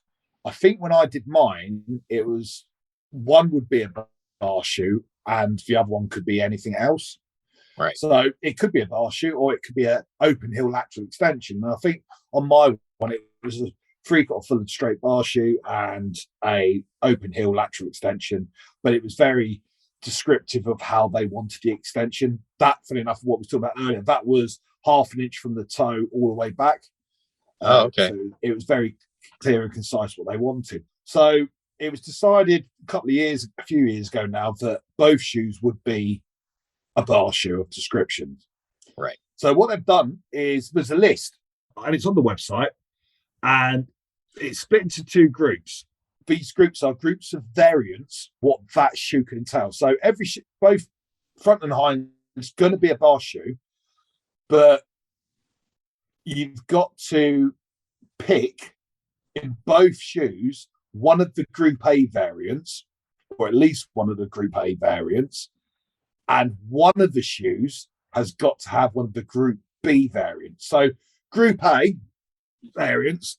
So I think sometimes where people do get confused is some of the classifications of what they put on there, because what we call an equilibrium toe, they've called a ground safe toe, brackets, a multi-directional toe. But what they're actually on about is an equilibrium toe. But an equilibrium toe is a trademark of Mustad, just saying. So there's Group A variants. First one's the set away bar. Basically a set down bar. You've got to put a bar shoe on. It's got a prominent frog. You don't want it to sit on the frog, so you just set the bar down a little bit. Okay, right. Not nice, simple. It depends on the type of foot you're shoeing. You know, unfortunately, us in England, we do have these kind of very prominent frogs because of the lovely weather we have. Then we've got the ground safe multi-directional toe or equilibrium toe. Then there's a roll toe. Obviously, when they say roll toe, that's just the toe's just been safed off to help it. Not as extreme as a equilibrium toe, but you know, it's just got a bit of a rock to it. Then we've got the set toe. Obviously, a set toe is probably going to be on a hind foot, where we set the toe up to accommodate for dragging its toe. Rocker toe, obviously, again, that gets a bit of confusion, because what a rocker toe is what we use in all of our old textbooks. When they go on about a roll toe, where the toe actually rolls up at the front, that's what we now call a rocker toe. Right. Yeah. Okay. A roll toe's where the ground surface of the shoe's got a roll to it, and a rocker toe is where the foot surface of the shoe has got a slight rock into it. They're the definitions. And then other variants we've got in Group A: toe clip, quarter clip, includes side clips, a set down bar. That's where the bar's been set down away from the ground. Right. There's not many reasons. Away from the foot or away from the ground? Away from the ground. Oh, okay. A set away bar is where you're setting it away from the frog. Okay. A set down bar is what they're saying. And there are little descriptors underneath it on the list. So it's important, if anyone's thinking of doing it, you look at the list.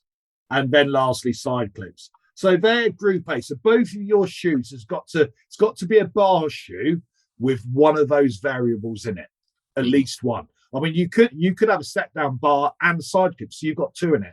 No extra points for you, but you've got a tick in it's part of your shoeing plan. There you Group A. Now, again, and this is where the exam's evolving a little bit. So ideally, the Group B variant. So I'll just give you a quick list of Group B variants. In an ideal world, the horses which come in, you know, if you look at them horses hard enough, you'll find one of those Group B variants which is going to suit one of the feet more than something else. Do you know what I mean? Yep. It's going to need a bit of extra lateral support. It could do with a bit of elevation to the heels because it's quite low. You know, so a lot of it is you need to find something so you can tell the examiners what you're doing and why. In the past, the examiners have told you, we want you to put that variant on. But again, the shoeing plan now is they're asking for you to look at the horse. You need to put one of these variants on, but what's going to do that horse the best? Okay. Does that make sense? Yeah. See, right, there's been a lot of confusion about that, because I think people are going off of the old where they dictate to you. And I did speak to the chairman of the exam committee about this just to get a bit of clarification. Okay. So with the Group B, you've got variants like deep seated, so proper deep seated. So if you've got a really flat foot, medial lift, a lateral lift, so they're heel elevations to kind of make the foot a bit more balanced. But again, if you look down your foot and it was very laterally high and you didn't think that even with your foot trim you can make that level, you might just want to, when we have a medial or a lateral lift, we're not talking half an inch higher. It could be just a few millimeters. Mm-hmm. Depends on the horse. But you've got your lifts, then you've got medial extensions, lateral extensions. Obviously, they can be full, gradual, or just at the heel. To be honest, one of the most common ones I see is a lateral heel extension on a hind shoe. Mm-hmm. And it's normally people doing like a whip across bar shoe. which for me, I mean, if I could, I'd go for one of those because they do look nice. And if you know how to make them well and fit them and build them for a foot, you can do a really nice job. Some people just don't quite get it right. And then an ugly one, a really nice looking one looks beautiful. An ugly one looks just ugly. Yeah. Failure extensions. Then you can have a graduated normally probably sort of twice as much in the heel as you got in the toe. That class of graduation, raised heel roll toe kind of a thing. Funny enough, when the old AW course at Stoneleigh, I used to, when someone else ran it, they used to get different tutors in each month to teach different shoes. And I used to always end up having to go and teach the graduated bar shoe. And I used to always call it the shit sandwich shoe, because out of all the bar shoes, it's the hardest one to look nice. but yeah, you just got to make it functional. And then last one, which I've changed the name again, is they just call it the extra broad bar. Right. It was wide bar, brackets European, but now it's just extra broad bar, width accommodates low heels, it says. And that's what I refer to as the Brexit bar shoe. And you've already copyrighted that, so they can't use it in the exam. Yes, exactly. You can't use the Brexit bar shoe. You can put a Group B variant on both your shoes if you're mental. But, so you need both shoes got to have one of the Group A variants. One of the shoes must have a Group B variant. And you need to find one of the feet which is going to suit that to your advantage and the horse's advantage. You don't want to be that guy who can't figure it out and then have the examiners tell you, because I don't even know if they would tell you. It's right. It should be quite honest. I know there might be times where you want to put a lateral extension on it, but the horse obviously needs someone else. The examiners might guide you to go down the correct path, because at the end of the day, you've got horse welfare here as well. And again, remember, when you do the trot up before and after the exam, same as the diploma exam, on that discussion, you are not being examined. Okay. The trot up is for the vet to ensure that the horse is sound before and after. Obviously, if it's lame when you finish because you've made it lame, that's an automatic fail. Right. But, that conversation with what you've decided to put on the horse as your variant, if you are going down the wrong avenue, the examiners will probably try to steer you a bit. Okay. If that horse is glaringly asking for a graduated bar shoe, but you don't want to make a graduated bar shoe, you can't hide from it. You've got to do what it needs, Right. Okay. So, and it's that simple. I mean, the biggest thing I see in the last few exams is people doing the exam who are not prepared. They've not got the exam preparation there, Again, like the diploma, you can use template shoes. So if you've made a load of bar shoes with different sizes on, you can use those shoes to gauge your size. And to be honest, with the associate, yes, you've got to be able to understand the ruler, because you might have to tweak things a bit, but templates will give you a good ballpark figure of how much steel you're required to do that job. Yeah, no kidding. So templates are a big must, really.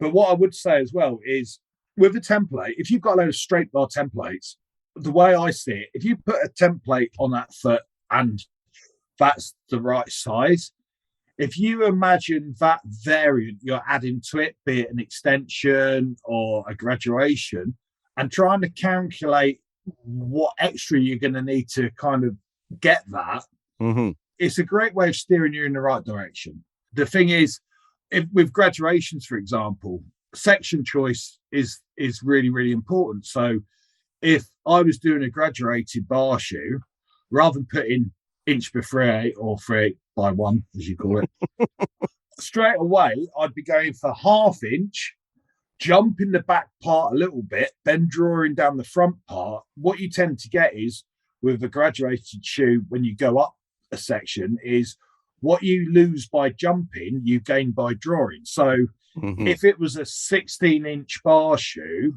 with inch 3/8, if you go inch by 1/2, jump the back part, draw the front part, you're probably going to end up around about the same. Right. And again, it's practice. I mean, with doing the job I do now with teaching associates, because of my sort of competition background, the way I efficiently make bar shoes for competitions, because there's a pattern we're copying, what I tend to do now, because of the exam, is I tend to make more things on the straight and get my ruler on it. So if you think about it, if it's going to be a 13-inch shoe, by the time you put your hockey sticks on it and then stick your ruler down it, it should be a 13-inch piece of steel with 2 hockey sticks on the end. Mm-hmm. Same with the lateral extension whip across bar shoes. By the time you put your whip across on, you jumped up your outside, stick your ruler down it, that should be the measurement of the shoe needed for that foot, because you've already set the bars up. So there's different ways work for different people. But again, I've been messing around trying to find ways to teach people who maybe haven't got that kind of creative forging eye, you know. Mm-hmm. So loads of different ways, but you just got to simplify it to what works to your advantage, you know. Sorry, the main thing is in practicing for this, it's just like all the other exams, it's a process. And by making those shoes over and over again, you're going to get your measurements. Well, exactly. And all those practice shoes, don't keep making the same size one. Make lots of different sizes and write on them what size was, and take them to the exam with you. You know, the fullering might be in the wrong place, the nail holes might not be in the right place, but it's still a template of that measurement, and you've just got to not make that same mistake this time, you know. So yeah, it's the practice, you know, keep your practice shoes, use them as templates. But again, the key thing is people not getting done in the time because they've not got that exam process nailed down, mm-hmm. and they start wasting time. Knowing when to stop and start again, especially in the early stage, is really, really important. Because, and this is where, when you build that shoe, I teach AW and diploma techniques very, very differently. Like when I'm doing diploma teaching, I get them to use a template and measure the shoe, trust their measurements, but don't go over to the foot until that shoe's clipped, as long as the ruler's correct, and then burn your clip in, fit your shoe, rather than wasting time going backwards and forwards with not completed shoes. Whereas with the associate, as soon as you've got your shoe welded and forged, before you start fullering it and nail holing it and clipping it, get it in your tongs, go over to the foot, hover it over the foot, and see how you're doing for size. Mm-hmm. Because at that point, you've got options. Do I fuller it hard? Do I fuller it not quite to full depth and stamp it more? Do I run my branches up and over hem it? Do I not hem it and try and take it off with a rasp? Because how much material am I plus or minus? Mm-hmm. If you are just a little bit too big, but you can't soak it up with creative rasping, shall we say, then a great trick, and this again goes back to how wonderful Iron Mountain Flux is. I do want some kind of endorsement. Is if you've got a good sharp cutter and you go down the center of your bar and cut out like a 1/4 inch sliver through your frog clip, overlap it again, weld it again, you will lose that extra steel. Mm-hmm. You'd be surprised how much steel you will lose by cutting a sliver out and re-welding it. Right. And that's just saved you going through that process from scratch. Yeah. And again, people get to the point where they try and fix something which is not fixable, you know, and I say that's the biggest lesson I've ever learned in my whole career. And that was exactly what happened to me when I did my associate exam. Was I went over to the foot, I thought, I'm going to have to stretch this one quite a bit. So I fullered it. Rather than just stop and start again, I fullered it. I fullered all the way back to the heels. I fullered it deep. I ran the branch, hemmed the branches right up. You know, I worked the back of the bar down a bit more. I hammer boxed it. Went back over to the foot to get the clip in. Still too small. Got someone on a flatter and a sledgehammer. Stretched it out a bit more. All this time, the clock's still ticking. Yeah, right.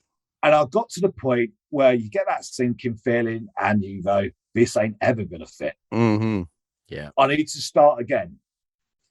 So get your striker, cut me some more steel. You know you didn't have enough last time, so just add a 1/2 inch or whatever.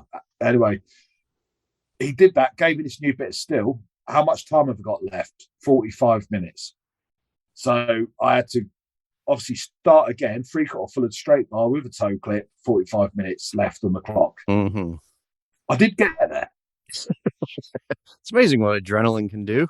When that skill set is that drilled into you, you basically just have to close your eyes and accept the pain, don't you? Mm-hmm. Mm-hmm. And that's what kicked in at that point. And I will say I did finish 5 minutes early as well. Wow. And I got an A. But that's another story. But no, that's a true story and I can prove it. But yeah, it's just one of those things. Now, not everybody, I mean, at that point of my life, I was so fired up for that exam. Yeah. And I was probably, my shoemaking was probably at that point the best it's ever been. And the speed, efficiency, fitness, I mean, it's 21 years ago now. Mm. So it was, would I be able to do that now? I don't know, doubt it. But body would probably give up. But what I should have done, that first journey to the foot, probably 30 minutes before I started again, I should have just started again with 75 minutes left on the clock, you know? Right. It's making those decisions is really, really important. Mm-hmm. You know, trust your ruler. I mean, Grant Moon was quite adamant that, you know, every time that shoe goes back in the fire, you get your ruler out and you measure. And I think something like that, to a degree, he's dead correct, because when you're making sort of remedial shoes or bar shoes and stuff, there's so much going on with that section of steel. Your measurements can sway either way so much. You've got to keep a constant check on it. Very important. Very important. Now, something I wanted to ask that could be a source of confusion for North American folks is especially on hinds. So on a front limb, the idea of trimming to level, is that long axis or is there, because, you know, there are the different methods of trimming, like you could make sure that the heels are the same distance from the frog, and sort of like there's different ways of looking at it. What takes precedence in the hierarchy of your trimming? And again, this has always been a bone of contention. I think a lot of those feet, if you stand in front and you look through it, if you look down the long axis, if you trim it so that you've got level heels, neither one of those, when you go back and look at it, is going to be that far out. Mm-hmm. For me, they are just different ways of looking at stuff. Now, obviously, if you've got horses with extreme conformation defects, then what's level down the long axis isn't necessarily given a true representation of what's level on the ground. Yeah, right. But again, most of the time, the horses we provide for the examinations are pretty steady away. I mean, like, they've not got exactly straight legs, but they've not got anything too out there. You know, they're within reason. I mean, again, long axis does tend to be the way most people view it, but again, I know there was a bit of a sort of consultation with the worshipful company at one of their standard setting days about best way to judge the foot trim, because, you know, you've got foot mapping, you've got all these different ways of looking at the same thing, and there is no wrong or right, because if it was wrong or right, we'd all be doing that method by now, you know. Right. So a lot of it's taken into consideration, and, you know, within that there are tolerances. Okay. You know? Well, and then the next question was on hind limbs, because most of our older textbooks taught us to sight down the long axis for that. But I've got a few British ones and then Chris Gregory's where they're talking about looking on the ground, and that's where you're getting your level from. So yeah, is sort of the same thing, same answer. Well, and again, yeah, pretty much. But again, you know, that hind limb doesn't hang like a front, and, you know, depends on the angle of the fetlock, and we get all that. But just remember, especially with the associate level exam, you have got the trot up before and after the dynamic assessment. Okay. Mm-hmm. We as shoeers, most remedial shoeing we do, when we talk about footfall and static dynamic balance and stuff, most of the things we are dealing with when it comes to conditions of pathology, the most important thing is level foot form. So when you watch that horse do the walk up and trot up, where's its foot landing? Mm-hmm. That is really important. I mean, if it's landing really hard on the inside or the outside, then that's what you need to address. You know, when you do the trot up at the end of it, have you made it any better? Right. You know, but again, you know, there's a link with that and the static. So what you see on the dynamic, you're probably going to see when you stand that horse up and you look through it.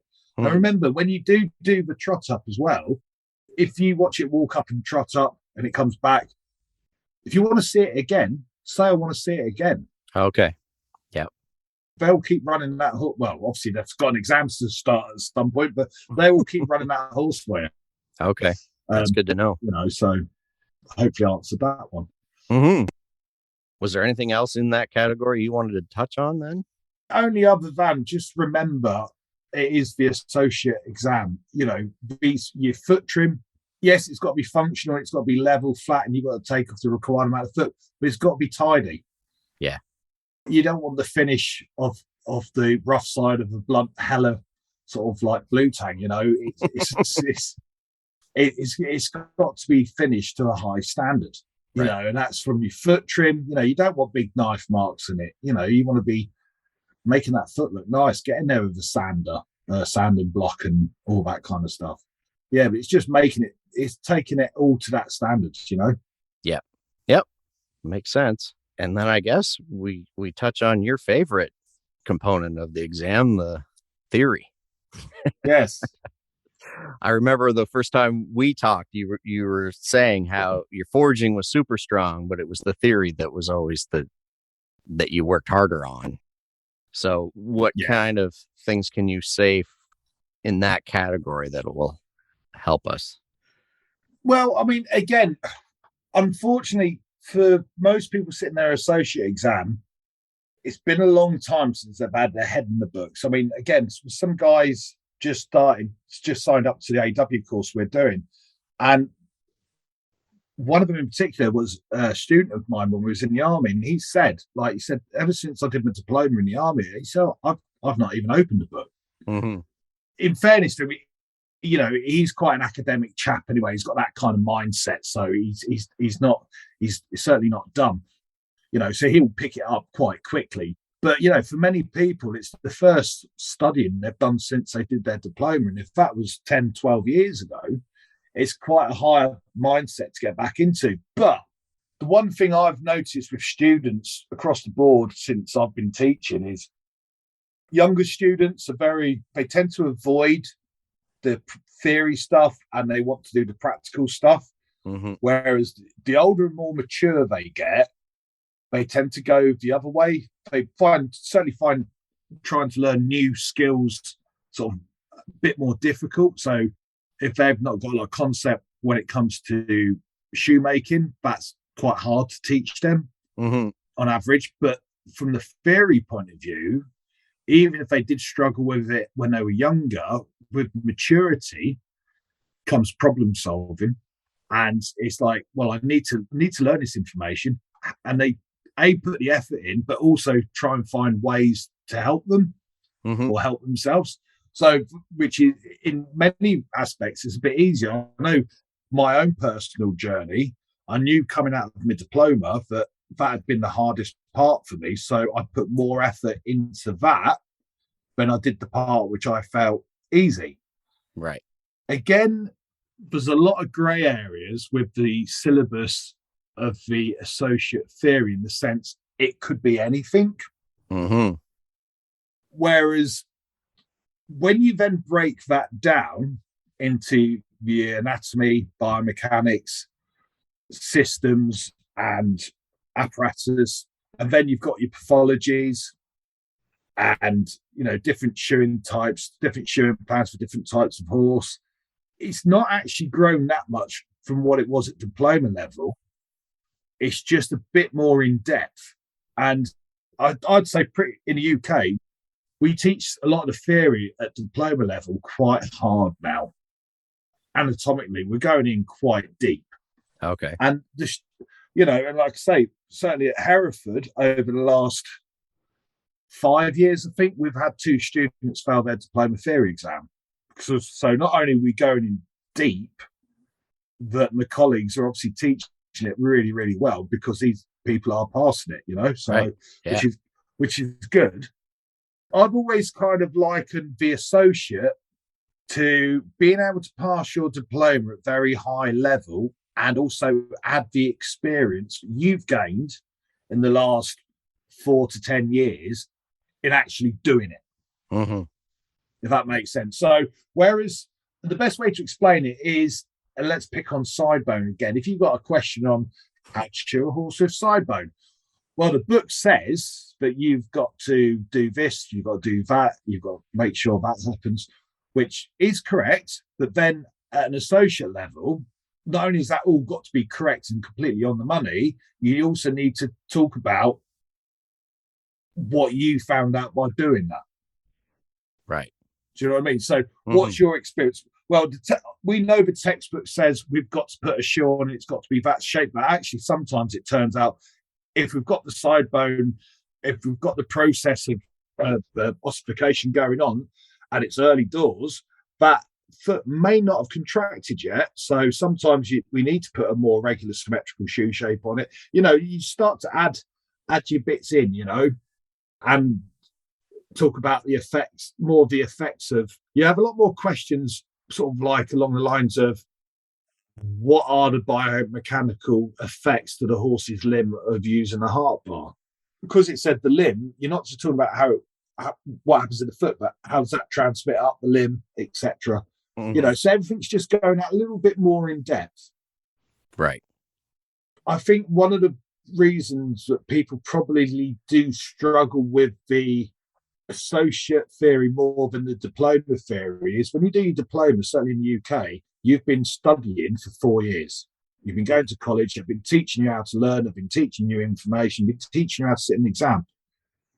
For a lot of these guys doing their associate, they've done a little bit of theory on the run up the year before, having spent 10 years out of it. Yeah. So it's, again, you are going that little bit more in depth, probably talking about subjects which, how in depth they go into at diploma level is, and I think at diploma level you can kind of veer off track a little bit with your answer, and as long as you get your point across, where the associate needs to be a bit more concise, because remember, it's still 5 questions, so that gives you kind of roughly on average 25 minutes of actual answer writing. You've got to fit your diagrams and that in as well. So that's, but it's still, whether you're at diploma level or AW level, there's only so much words you can write on a piece of paper in 25 minutes. Right. So, and what I would say with whereas you can go a little bit off track and talk about stuff you didn't really need to at diploma level to a degree, because of the level you go with, the associate level, you've got to be a lot more concise. You certainly haven't got time to be going and writing a whole paragraph on something you didn't need to talk about. It's really important that you read the questions and actually answer the question they're asking you to talk about. BS doesn't baffle brains in this particular situation. No. When I was studying for my associate, there was a big part of me, which one of the big take homes I got when I was going through that period of my life was, so much of what we're taught in Farry, and we sort of like react to it like it's come out of the Bible and it must be done, is anecdotal. What the AW did for me was made me start questioning everything unless it was proven. Right. Yeah. It's silly things like, were certain things you do in your shoemaking or shoeing process, which you did because if you didn't do it, your boss used to shout at you.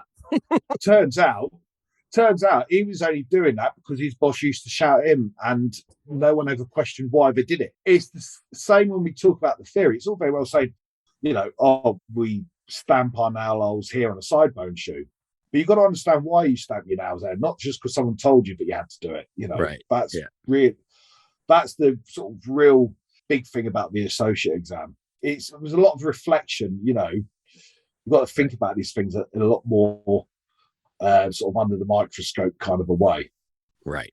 I'm trying to think if there was anything other kind of specifics. Like anatomy, it says proximal hock and proximal carpus down. Does it help, or is it in that category of just adding too much information to be going higher than that when they ask a question? In my view, and from what I know, and that might be something needs clarifying a bit better on the website. If you're going into your associate, I mean, obviously, we're talking about things what affect the lower limb, but you've got to understand the whole horse and certainly the full limb to be able to talk about that. You've got to understand the bony column all the way up to where it attaches to the rest of the body. You've got to understand a lot of the problems we deal with nowadays, you know, from negative palmar angles, suspensory problems, you know, there's lots of links through that to like lumbosacroiliac problems, kissing spines. So you've got to understand all those processes as well. Right. Not necessarily how to, but just how the whole biomechanics of the horse all works together, you know. Right. That's important. You know, even at diploma level now, we talk about, when we do live horse observation stuff, about what's going on in the top line of the horse and how many vertebrae does the horse have, etc., and breaking the spine down to your different thoracic regions and all that. If you go into it just knowing the lower leg very well, you know, you need to know more than that. Okay. Yeah. I figured that would be the answer, but yeah. Okay. Well, so is there anything else we should cover? I do have, I've been writing down terms here for the North American listeners of some of the British sayings you've used, and I thought we could go through a glossary of terms. I had the benefit of working with a really good diploma farrier, Peter Rawlings, and so I've learned a lot of these over the years, but even I was caught off guard for some of them. So what is this material you call aluminium? Are you aware that we had, ours is aluminum, right? We don't add that extra in there. Heard that. I've seen that in some of the Hollywood movies. Yeah. But yes, the Americans clearly have a problem with pronouncing the correct terminology, aluminium. I always thought when Pete would say it, I always thought he just like added an extra vowel in there and wasn't aware of it. But no, turns out it's even how you write it. So another one, you said that your missus was dobbing off. What does that mean? Well, just being loud, talking out of turn. Okay. And then Duffer? In fairness, she was just shouting up the stairs to say hello because she just got back from dressage judging or something. She wasn't really gobbing off. Just in case she was getting in the way of our time. Oh, okay. Duffer? Did I hear that right? I can't remember the context. An old duffer is just, you know, one of these old, sort of like knackered, probably a bit too old a horse. Okay. You know, just a bit past it. He's an old duffer. Okay. Gotcha. Some of us get to that point too. And spanner, when you throw a spanner in the works, I knew what you meant, but others might not. You mess things up. Yeah, but the spanner itself is an adjustable wrench. We actually don't. Oh, right. Yeah. Yeah, we don't ever use the word spanner. If you want to mess with an apprentice at a garage, you send them to the parts store looking for a metric conversion wrench. And apparently that's the spanner equivalent. We used to have something similar in the army where we'd get the young guy to go down to the tech stores and ask for a long wait. A long wait. We used to have this thing.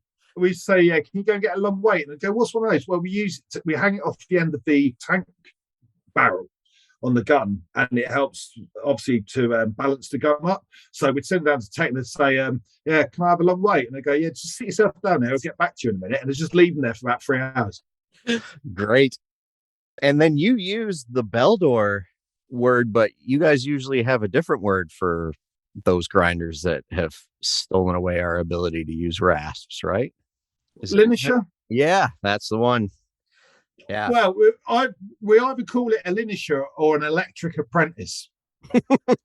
Okay, gotcha. Now, linisher, is that just the bench grinder, or would that encapsulate also like the handheld flat disc? No, just the bench one. Okay, gotcha. Yeah. What do you call the regular hand grinder, or is that just? Yeah. Okay. Well, we've learned a lot in this last section, I feel. Well, while we're on the subject, I've got a similar one for you, Ben, because obviously as the listener to the Mullins podcast, when you do the Stratum Tecturnum, and you always ask your people about what size shoe do they normally use more of. Yep. I've noticed that a lot of me North American friends use the word aughts. Aughts, yes. What happened to the N? I'm not sure, but I just recently learned that was a thing. Yeah. Yeah, I never realised. So I listened to your last podcast, and they was on about using aughts, and I was like, but I'm sure that's got an N in it. Nope, not here. All about efficiency. Get rid of the I in aluminum and N and not. So you guys would still classify those sizes as knot or double knot? No, we'd use the word zero. Oh, wow. Okay. Very modern. Yeah. I actually had another person reach out to me from England who had said, I think they were England. They said, you keep saying sizes, but maybe you should be asking them lengths, like foot length and measurements that way, because he said we don't all use the same shoes. And I said, well, actually, funny enough, like if you base it off of the Kirkhart system, which a lot of other companies seem to do, like they'll say, oh, it's approximately this or whatever. I'm pretty sure they're the same worldwide in that department, but I have started asking because of their suggestion actual measurements too. So that'll come up in other podcasts. It hasn't happened yet. Oh, it's funny. I don't want people to think that I'm not paying attention to their suggestions. It's just, it takes a while to implement them. Well, exactly. Oh, and one other thing we should cover. A gentleman who recently had gone and taken the exam over there as a North American wanted everybody to know that there is a new stipulation, and I think it's with the BFBA, where you actually have to pay a higher fee in order to shoe the horses for the exam than what you normally would have, just for people to be aware of it. Do you know about that? Right. Yeah. No. So you're on about the overseas temporary registration. That's the one. Yes. Right. Yeah. So that's actually that's to do with the worship. Get me acronyms right. Yeah. That's to do with the Farriers Registration Council. Oh, obviously, sorry. Because in the UK, because we've got obviously this Act of Parliament which regulates people shoeing horses. So guys coming over, like on the American team, coming over to sit your exams over in this country, if you're going to shoe, even if it's just 1 foot on one day, you've got to have applied for this temporary overseas registration, or you're breaking the law. Right. Now, incidentally, this is why the Worshipful Company of Farriers have taken the exam to South Africa, Australia, North America. Right. Because actually, it's easier for you to do it, them to come over to you to do it in your own country, than you to jump through your hoops to get temporary overseas registration. So really, unless you would got this thing of, I want to pass the British exam in Great Britain, then other than that, you might as well just do it in your own country on horses' feet, but you're kind of like used to the environment. Mm-hmm. Yeah. I mean, there are ways of doing it, and I don't know how much it costs off the top of my head, but if you do go on the FRC webpage, that's frc.co.gov or whatever it is. But as far as Registration Council, it's quite easy to Google. If you go in, there is a piece about temporary overseas registration, and there is kind of obviously paperwork you've got to have and qualifications you've got to prove. Obviously, any questions, give them a ring and they'll put you in the right direction. Okay. Yeah. It apparently is 200 pounds now. So, There you go. budget for it. Yep. Yeah. Go do your exam, shoot 2 feet, and cost you, well, with your exam and everything else, probably like £1,500. Yep. What other industry does that? I know, right? Yep. It's like, I've always said, what other industry do you know who, when it gets to the weekend, they travel halfway across their country to compete in what they do Monday to Friday, pay an entry fee, and have someone else tell them that they're not very good at it? Not many others. None that I can think of, but no. Who knows? Maybe they're right there. Well, this has been amazing, super informative, and I hope the video portion, as this is the first time for me doing it, hopefully that all worked out. And I really appreciate you taking the time on your Sunday to do this all. That's fine.